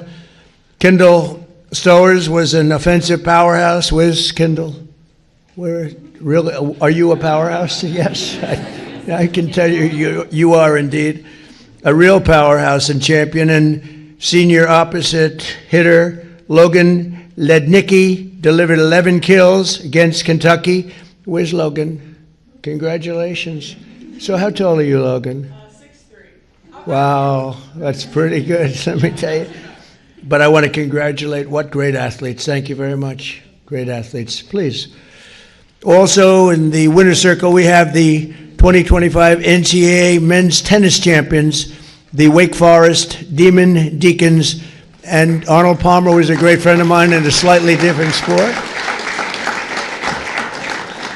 How's your golf team doing? I don't know. They're pretty good, right? They're pretty good too. But they battled through the fierce postseason to claim their second national title. DK Suresh delivered the clinching point to seal a 4-2 victory over TCU in the final, and I want to congratulate you, and I see you right there. I said, who's the best player of the team? And they all pointed to him, right? So congratulations, and that's really incredible, DK, what you've done. You had a great year. You all had a great year. Thank you very much. Good. You know, Arnold Palmer was a great friend of mine. I got to know him toward the end of his life. He was an unbelievable champion. Went to that school, right? He went to that special school, and he used to love it. And it's known for that. It really was something. I've been there. Up next are the 2025 NCAA women's tennis champions, the Georgia Bulldogs, who just captured their third national titles. Stand up, please. Great. Sofia Rojas sealed this team's incredible victory, losing a first set before roaring back to dominate the next two and clinch Georgia's sweep over the team from Texas A&M. And all I can say is go Bulldogs. That's a great state. I love that state. Did very well there, too, in the election. You know, I only like the states that I win, so it's one of those. But thank you very much. Congratulations. That's really fantastic. What a great job. That's not easy. Winning in tennis, that's a tough thing to do. I play tennis a little bit. Not quite at that level. Not quite. But that's a great thing. Congratulations. Thank you very much for being here. Thank you. Also with us are the 2025 National Collegiate Women's Bowling Champions. They gave me a beautiful jacket. The Youngstown State Penguins. You know, the jacket's been gone over. Where are you? The jacket's been x-rayed, gone over by Secret Service at a level that doesn't look the same. It just doesn't. They've gone over it to levels that you wouldn't believe. But I want to thank you very much. It's beautiful. The team rolled their way into history with the program's first ever national title. Wow. Senior Madison Marks, where's Madison? Congratulations. That's incredible. Was unstoppable in the finals and was named the first team All-American, and that's a big thing to be named first team All-American. So what would you average in bowling, Madison? I ended my college career at like a 208 average. 208, that's fantastic, man. That's great. So congratulations. It's not easy bowling. I've tried it. It doesn't work too well for me. It's very difficult. Actually, it's very difficult. And it's supposed to be one of the best teams in many years beyond everything else. So thank you very much. Congratulations for being here at the White House. Thank you. And we're also proud to recognize the 2025 NCAA women's soccer champions, the Florida State Seminoles. They just clinched their fifth national title and back-to-back championships for the second time in the program history. That's amazing. Sophomore midfielder Peyton McGovern had an impressive season. Where's Peyton? Peyton, where are you, Peyton? That's great, huh? Are you that good? Are you going to turn pro? I think so. I think you will. I have a feeling. Finding herself in the starting lineup for 18 games, was ultimately named the 2025 All-Tournament team. And senior defender Claire Rain earned her second national title playing with FSU. And congratulations to all of you. Congratulations. It's a fantastic job. Thank you very much. Really amazing. It's a great school. Finally, we have the 2025 National Collegiate Mixed Rifle Champions, the West Virginia Mountaineers, 51 points. Susie, we dominated West Virginia, maybe even more than you dominated the rifle world, Coach. I don't know. But I love that state. That state is the greatest. It's such an incredible group of people. And think of it, for their 20th national shooting title, and the coach was there for all of them or most of them? All of them? Just about all of them. That's amazing, and I just want to congratulate you. West Virginia is a great place. It's a great state. So many friends there. We've been there a lot. You know, when you win it by 45 points or something like that, maybe more.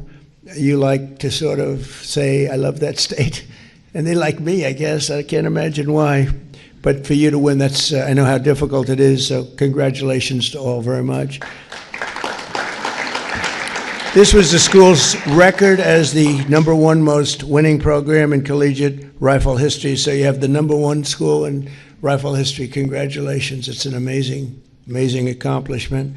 So college sports are among America's most cherished institutions, a tradition where lessons learned on the playing field shape the character of winners. And you are winners. You wouldn't be here if you weren't.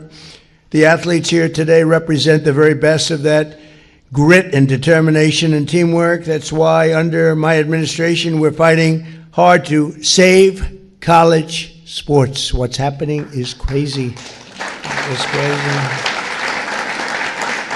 And what we want to do is help athletes, or like all of you in this room. And as soon as I took office, I ended a terrible injustice and banned men from competing in women's sports. I don't know if anybody agrees. Does anybody agree with that? That men should be able to play in women's sports? Would you like to raise your hand? Well, so far I have never found anybody, but they say it's an 80-20 issue, but I've never been able to find anybody, so I think it's a 99-1. Maybe it's a little bit more than that, Coach, right? Maybe it's 100-0. I campaigned on that one all the time. I say there will be no men in women's sports, and people would go crazy. But I mean it, but you're politically correct, so.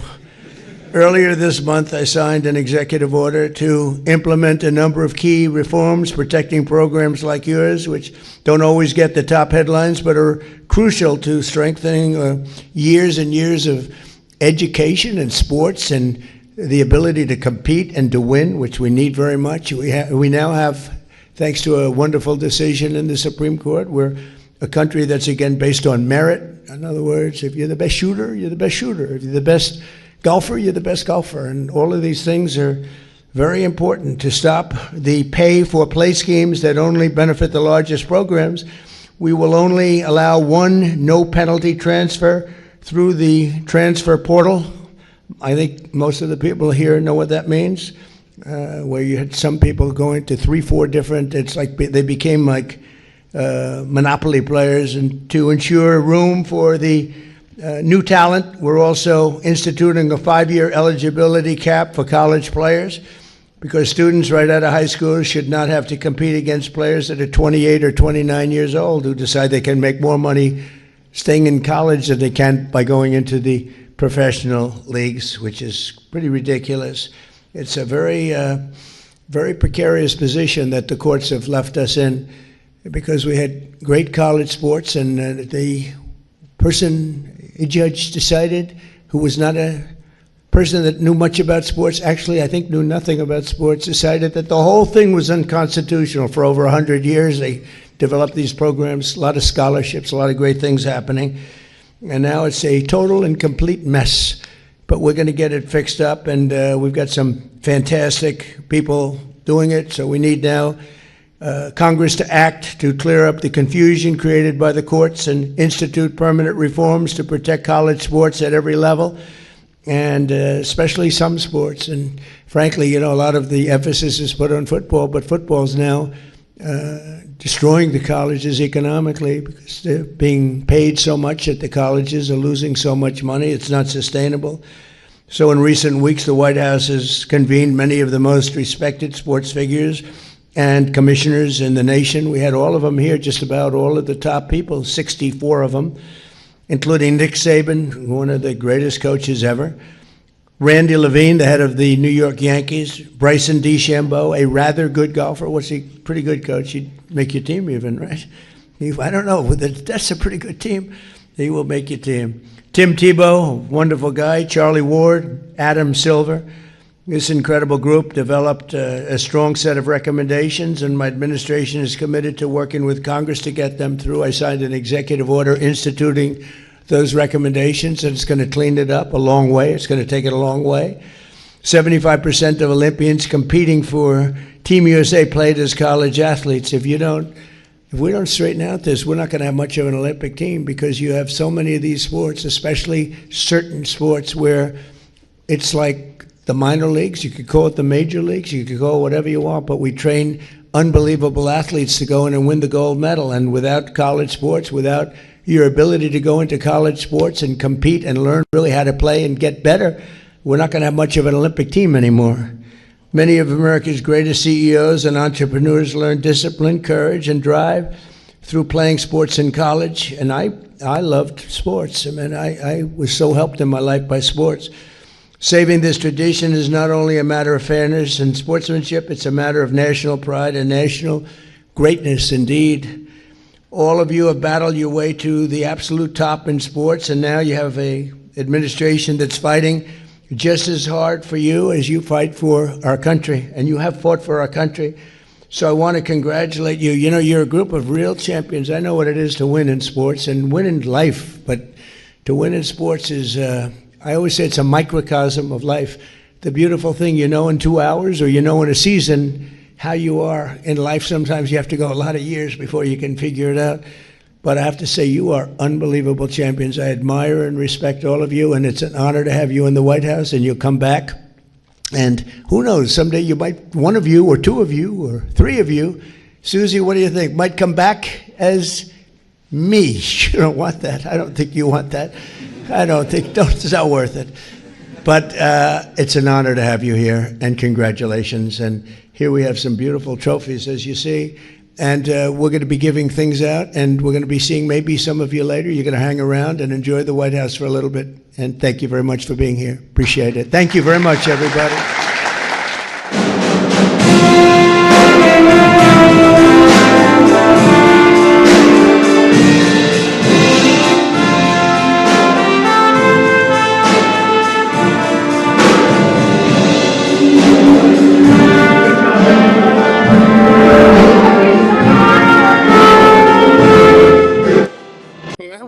Shorter than I expected, but nonetheless, I'm sure those kids were glad they got to be in the presence of the President of the United States.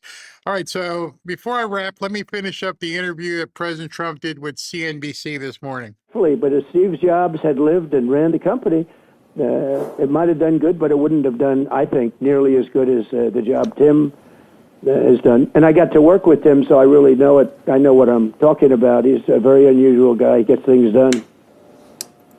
Mr. President, yeah, we did read your entire Truth Social post. I just want to return for 1 second and make an analogy here. You saw what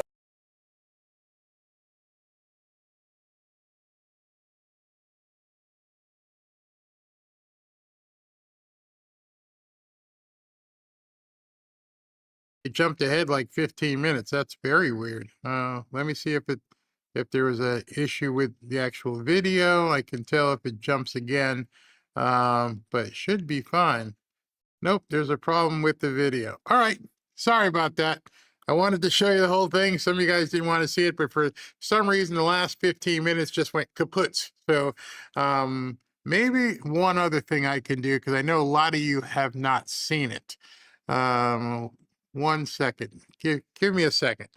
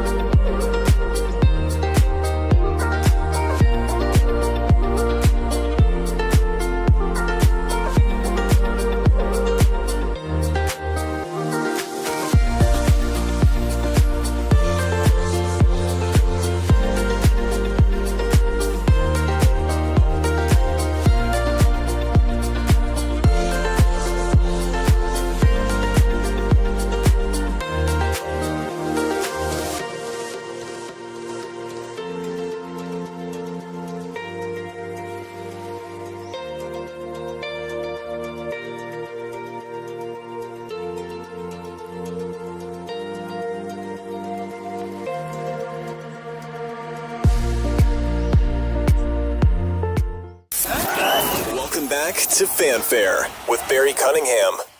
All right, so I was able to re-rack that video, which is a production term, and I've got it for you so we can continue. Look at what's happening with Jensen and all of these people, and it's a great honor to be working. I think Tim Cook, I see he's retiring. I wrote a piece about him today, and I got to know him very well. He's a fantastic person. Did an unbelievable job. And I say it respectfully, but if Steve Jobs had lived and ran the company, it might have done good, but it wouldn't have done, I think, nearly as good as the job Tim has done. And I got to work with Tim, so I really know it. I know what I'm talking about. He's a very unusual guy. He gets things done. Mr. President, yeah, we did read your entire Truth Social post. I just want to return for 1 second and make an analogy here. You saw what inflation did to the Biden legacy and administration. So 22% price increases. By the time he was leaving, it was down to about where it is now, about 3%.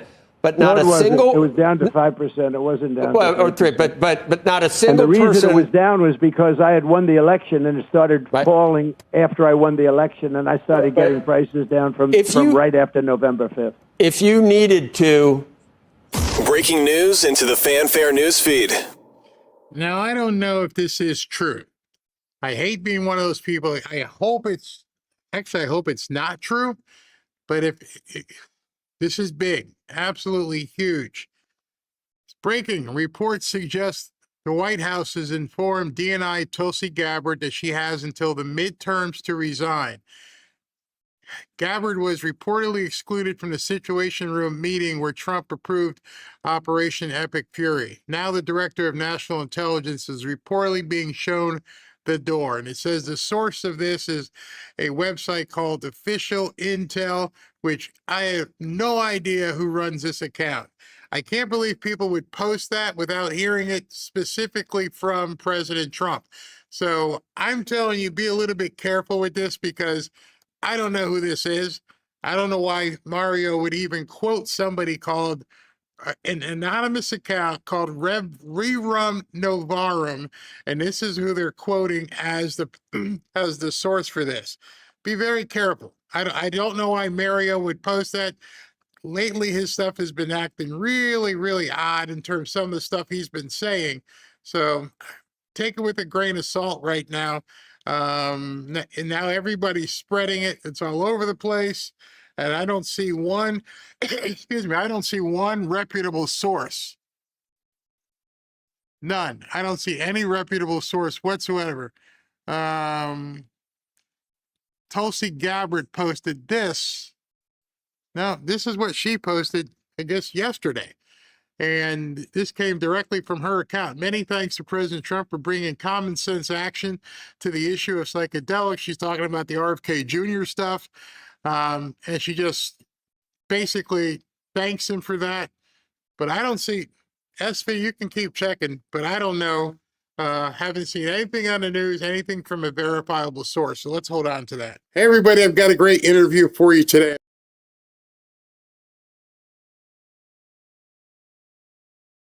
To prevent that from happening, let's say Chair Warstock, for whatever reason, there's some type of energy shock, who knows, with the blockade.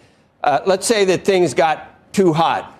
At that point, just to make sure there was no inflation, would you allow him to raise rates or not cut rates? Would there ever be a period where you could see that was something that a Fed chair needed to do? And if you said he might have an office right near yours, he might not want an office right next to yours, sir. I don't know. After what happened to Jay Powell, you might want to be across in those new digs, maybe.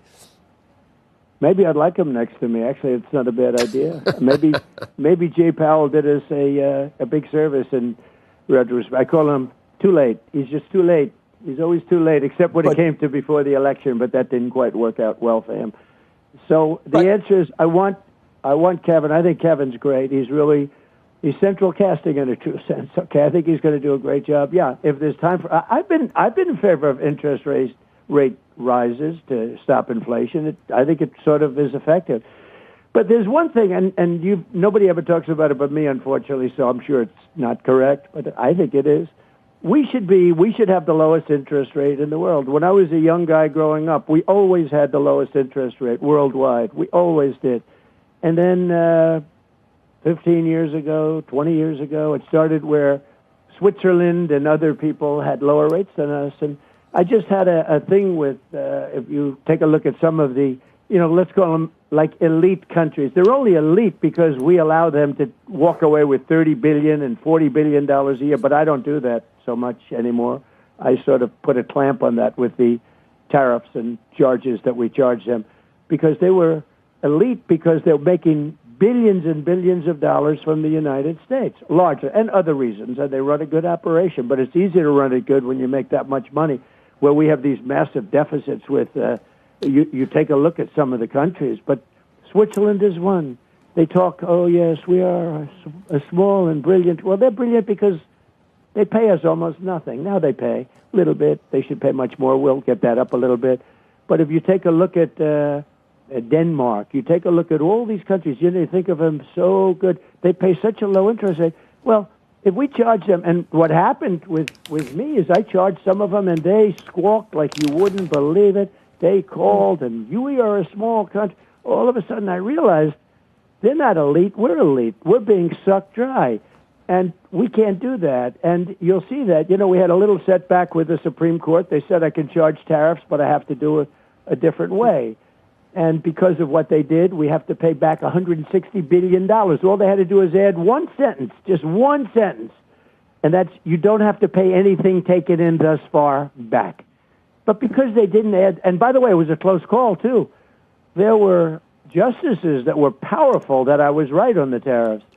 But because we lost by just 2 votes, just little vote, 2 votes, we have to pay back $165 billion. They could have, with a little one sentence, you don't have to pay back tariffs that have already been received. You start from this point, and you do it a different way. So we're doing it a different way. We're going to end up with the same. Actually, we'll end up with bigger numbers, actually, but it's a little more unwieldy, but it's the way it's been done.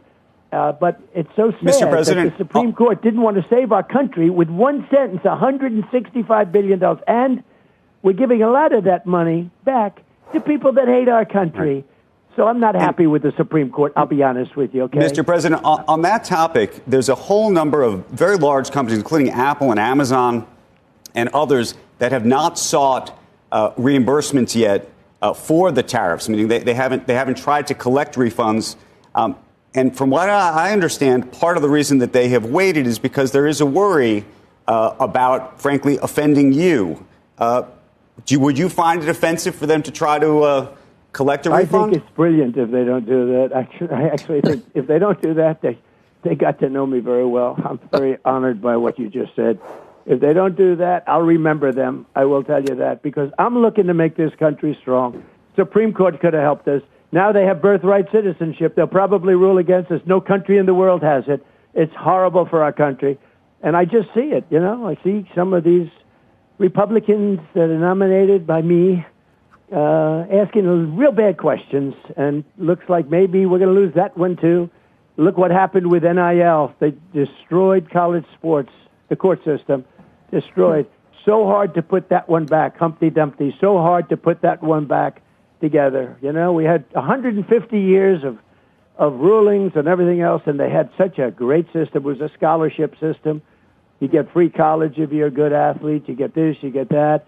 And it took care of every sport. Fencing, and not only football. Now it's all football, and the football is bringing down colleges because they're losing. Did you see Penn State lost $500 million last year? Yeah, Florida State lost $450 million last year. They can't lose that kind of money. They don't make that kind of money. And the court system, a person that never had anything to do with sports, a very liberal-leaning Democrat, liberal, she decided that the sports system that was in place for 150 years is no good. She never went to a game before. Is no good. And she said it's unconstitutional. And unfortunately, NCAA didn't even appeal it. I've won a lot of cases on appeal, to be honest with you. We got some really bad judges. but I've won a lot of cases on appeal. Some great people. We have, fortunately, some great people in the appellate courts. And I've won cases. They didn't appeal it. And Mr. because of that, college sports is a disaster right now. You have many people staying in college because they're going to make more money than they would if they went into baseball, Major League Baseball, or the NFL. They can make more money, a 7-year freshman. We have a 7-year freshman. It's crazy what they've done. And this is a person that never went to a game, acknowledged, not familiar with sports, but she overruled everything. She said, it's all unconstitutional, start all over again. And thank goodness we have people like Randy Levine and others that Coach Saban, who's so great. We have a lot of people got together, but it's very hard to put that one together. I will tell you right now, it's a tough one, but they're going to do the best. But if the courts had common sense, they would have done something that could have been very easy to do and made everybody happy. If they had common sense, we would not be paying back almost $200 billion in tariffs so stupidly. In many cases, the enemy is getting this money. The people that have hated the United States, we're giving them checks for billions of dollars. It's so sad to see. And it would be nice if the court system and the Supreme Court could have done things a little bit differently. Very sad. Actually, it's very sad. It's called no common sense. And look at the rulings we're getting on illegal immigrants. I mean, they're coming in murderers and everything else. We have a many-time murderer. It's really hard to get them out of our country. But we don't stop. Mr. President, just in terms of putting things together, there's a story earlier this week about United potentially wanting to buy American. Senators from both sides of the aisle have warned that that is a step too far. You should not be putting these two large airlines together. Have you thought about that proposition? I just heard it 2 days ago, and I know them both very well. I don't like it. No, I don't mind mergers. I think I'd love somebody to buy Spirit, as an example. Spirit's in trouble. And I'd love somebody to buy Spirit. It's 14,000 jobs. And maybe the federal government should help that one out. I told my people. But with American, it's doing fine. And United's doing very well. I know the United people, they're doing very well. I don't like having them merge. It's just like all of these aerospace defense companies and aerospace companies. We used to have hundreds of them, and now we have like a very small number. And you get one bid, and it makes them lazy. I came down very hard on them 2-3 months ago because it takes too long. We have the best equipment in the world. We have the best, the Patriot systems, the Tomahawk systems. We have the best stuff in the world by far. The other day during this crazy war, we had 111. There's a dispute as to 111 and 101. I want to be exactly accurate with you people because otherwise you'll write stories that I exaggerated. We had 101 or 111. Nobody's able to get it right, but the result was the same. Missile shot at one of our great assets out in that area, a ship. And out of the 111 missile shot, every single one of them was shot down, going at 3,000 miles an hour, right? Not easy. It's like a needle in a haystack. They used to call it impossible to do. So they go to 3,000 miles an hour.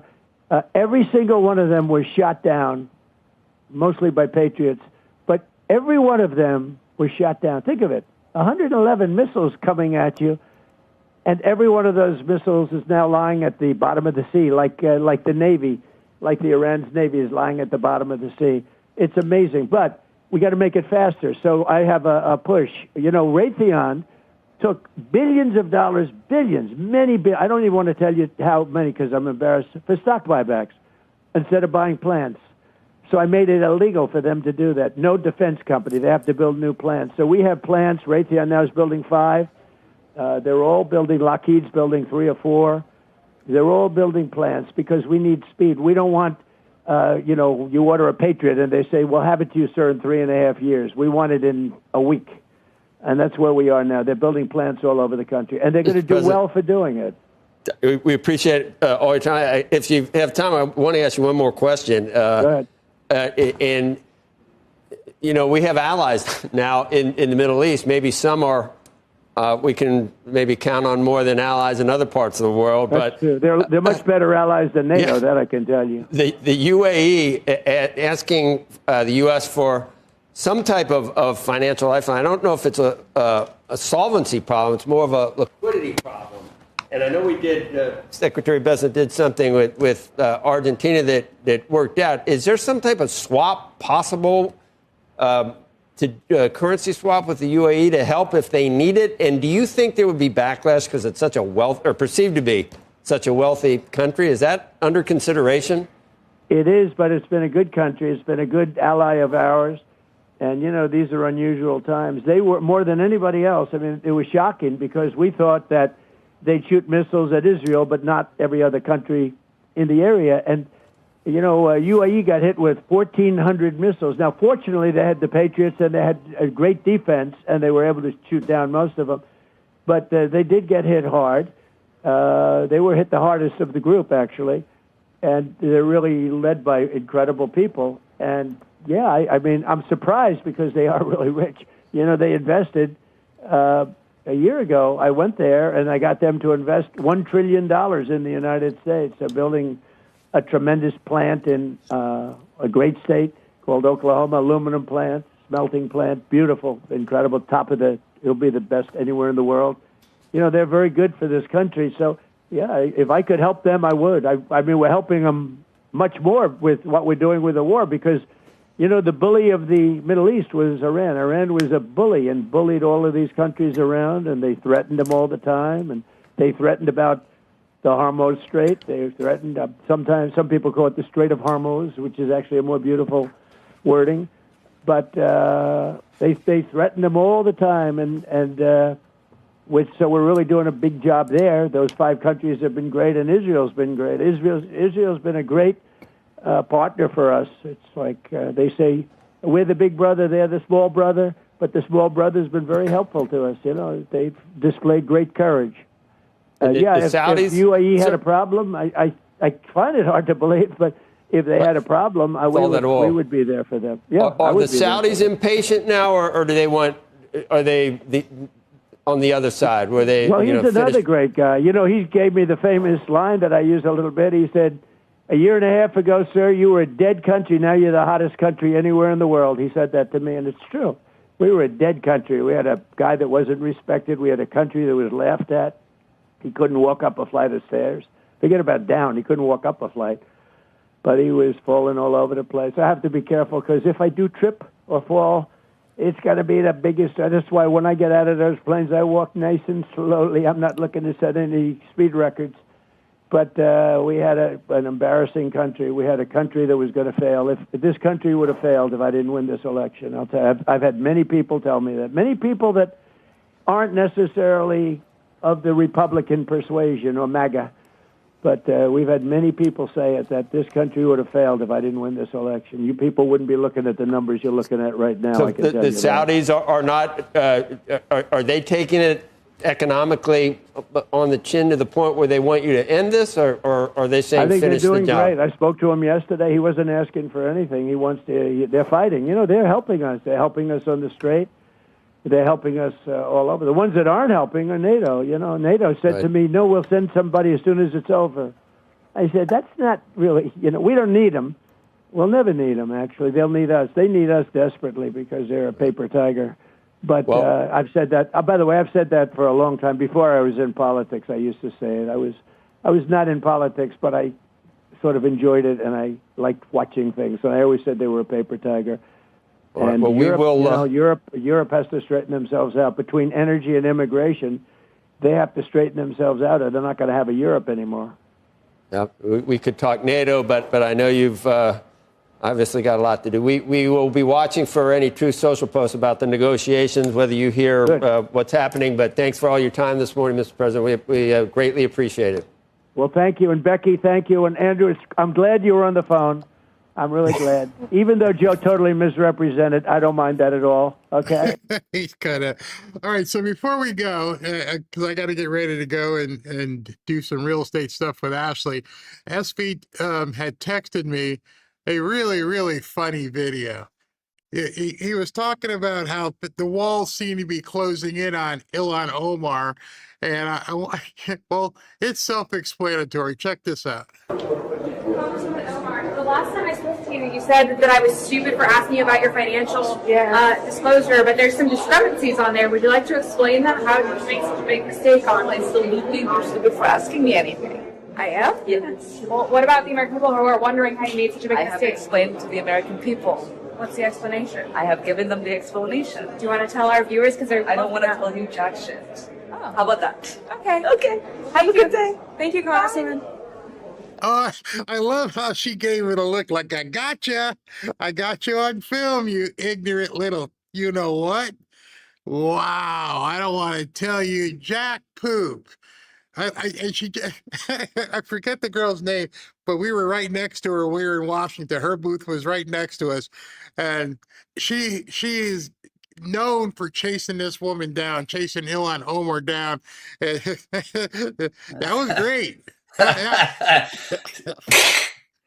Oh, and she just like snidely went, okay, you don't want to tell me jack poop. Okay. And her face too. You just want to like, it's coming. Yeah, it's The coming. reckoning is coming for that woman. I'm telling you. If you're gonna react that way, you can tell things are not good at all. Anything you got before?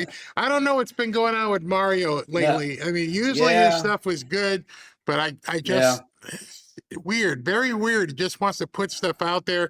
It's almost like he hopes it's the first thing. He knows it'll get lots of engagement, and then you like look to verify it, and you don't see anything. So I don't know what the heck's going on with some of these people. I'll be a lot more wary. I mean, he's generally as good, but I'll definitely double, even triple check sometimes. It's crazy. Not your fault. These people, they're just doing stupid stuff over and over and over. Anything before we close? No, that's all I have right now. Stock market is, it's down about 300 points, but that was expected. Yeah, they're playing games. They're playing games everywhere. So, all right, SB. I mean, I was going to say, I posted to you earlier that actually the market doesn't respond to geopolitics. It responds to Trump's True Social. Because when he posted that he was going to extend the ceasefire, the price of a barrel of oil went down. Yeah, literally went down. That's what I've been telling you guys, that it's all emotion. There's nothing that's actually real. It's just stuff that they put out there, and it makes things go up and down. That's why they're accusing him of insider trading and everything else, because his words matter. He is today's E.F. Hutton. When he speaks, everybody listens, even if they don't like him. So. All right, brother. I will see you tomorrow. Thank you. Have a great much. night, Barry. Thank you. All right. All right. Let me do super chats and then put on a shortened, very much shortened after party, because Ashley and I have to jump into a few things, and we'll take care of that. But anyway, the opening part of your show should be called the Cunningham Report. Wow. Yeah, that's interesting. I hadn't thought of that. That would be pretty interesting. I'll have to take up with that. Marge, great job, Barry. Many thanks for all your timely and comprehensive podcasts. Thanks to the mods as well. Thank you very much. Turton, love the show, Barry. Thank you. Jose, I have a feeling that Obama is behind it all, the undermining. I don't think so. Me personally, my personal opinion is I do not think Obama has that kind of juice. He's not the big dog that he thinks he is. I believe there's some really, really big deep staters out there that are pulling all the strings on all of this stuff. President Trump is negotiating for the release of some women protesters in Iran. I saw that. Spare their lives, not the Pope, not Code Pink, not Kamala and Dems. Nope. Nobody. In case you haven't seen, I'll see if I can pull that up before we go. But he's asking for Iran, do the right thing. Don't kill these 8 women. Crazy. What do we got here? Rebecca Dickerson, love everything you do, Barry. Keep on keeping on. My heart goes out to President Trump and his cabinet. Jesus has his hands upon him. I believe that. And by the way, I got to tape that tonight. And Barry, if you take the night off, we won't be mad at you. Well, thank you, because I do have to take the night off because I got to do some daughter's here. and we're doing some real estate stuff and really digging in. After I get off the show here, we're probably going to spend another 2.5 hours digging into some documents and understanding things. Before we go, let me show you this thing that the lady mentioned. President Trump put this up. It says, to the Iranian leaders who will soon be in negotiations with my representatives, I would greatly appreciate the release of these women. I am sure that they will respect the fact that you did so. Please do them no harm. Would be a great start to our negotiations. Thank you for attention to this matter. And as you saw in that super chat, you don't hear this from any Democrats. No Democrats are saying, let these women go. Hear the women. Breaking the Islamic Republic is prepared to hang these 8 women. Not a word from the international community or the so-called human rights organizations. And these are the women, so pray for them. These absolutely beautiful women that they're going to kill for whatever reason, all 8 of them. Probably because of how they look. How dare you wear makeup? How dare you put on mascara and lipstick and look like a hula and everything else? You are offending us because they don't look like goats. Oh, man, that's so sad. Pray for these women. Pray for them so that we don't wake up tomorrow and find out they've been hung. And not a single Democrat has even talked about them. Tells you a lot. See you guys tomorrow.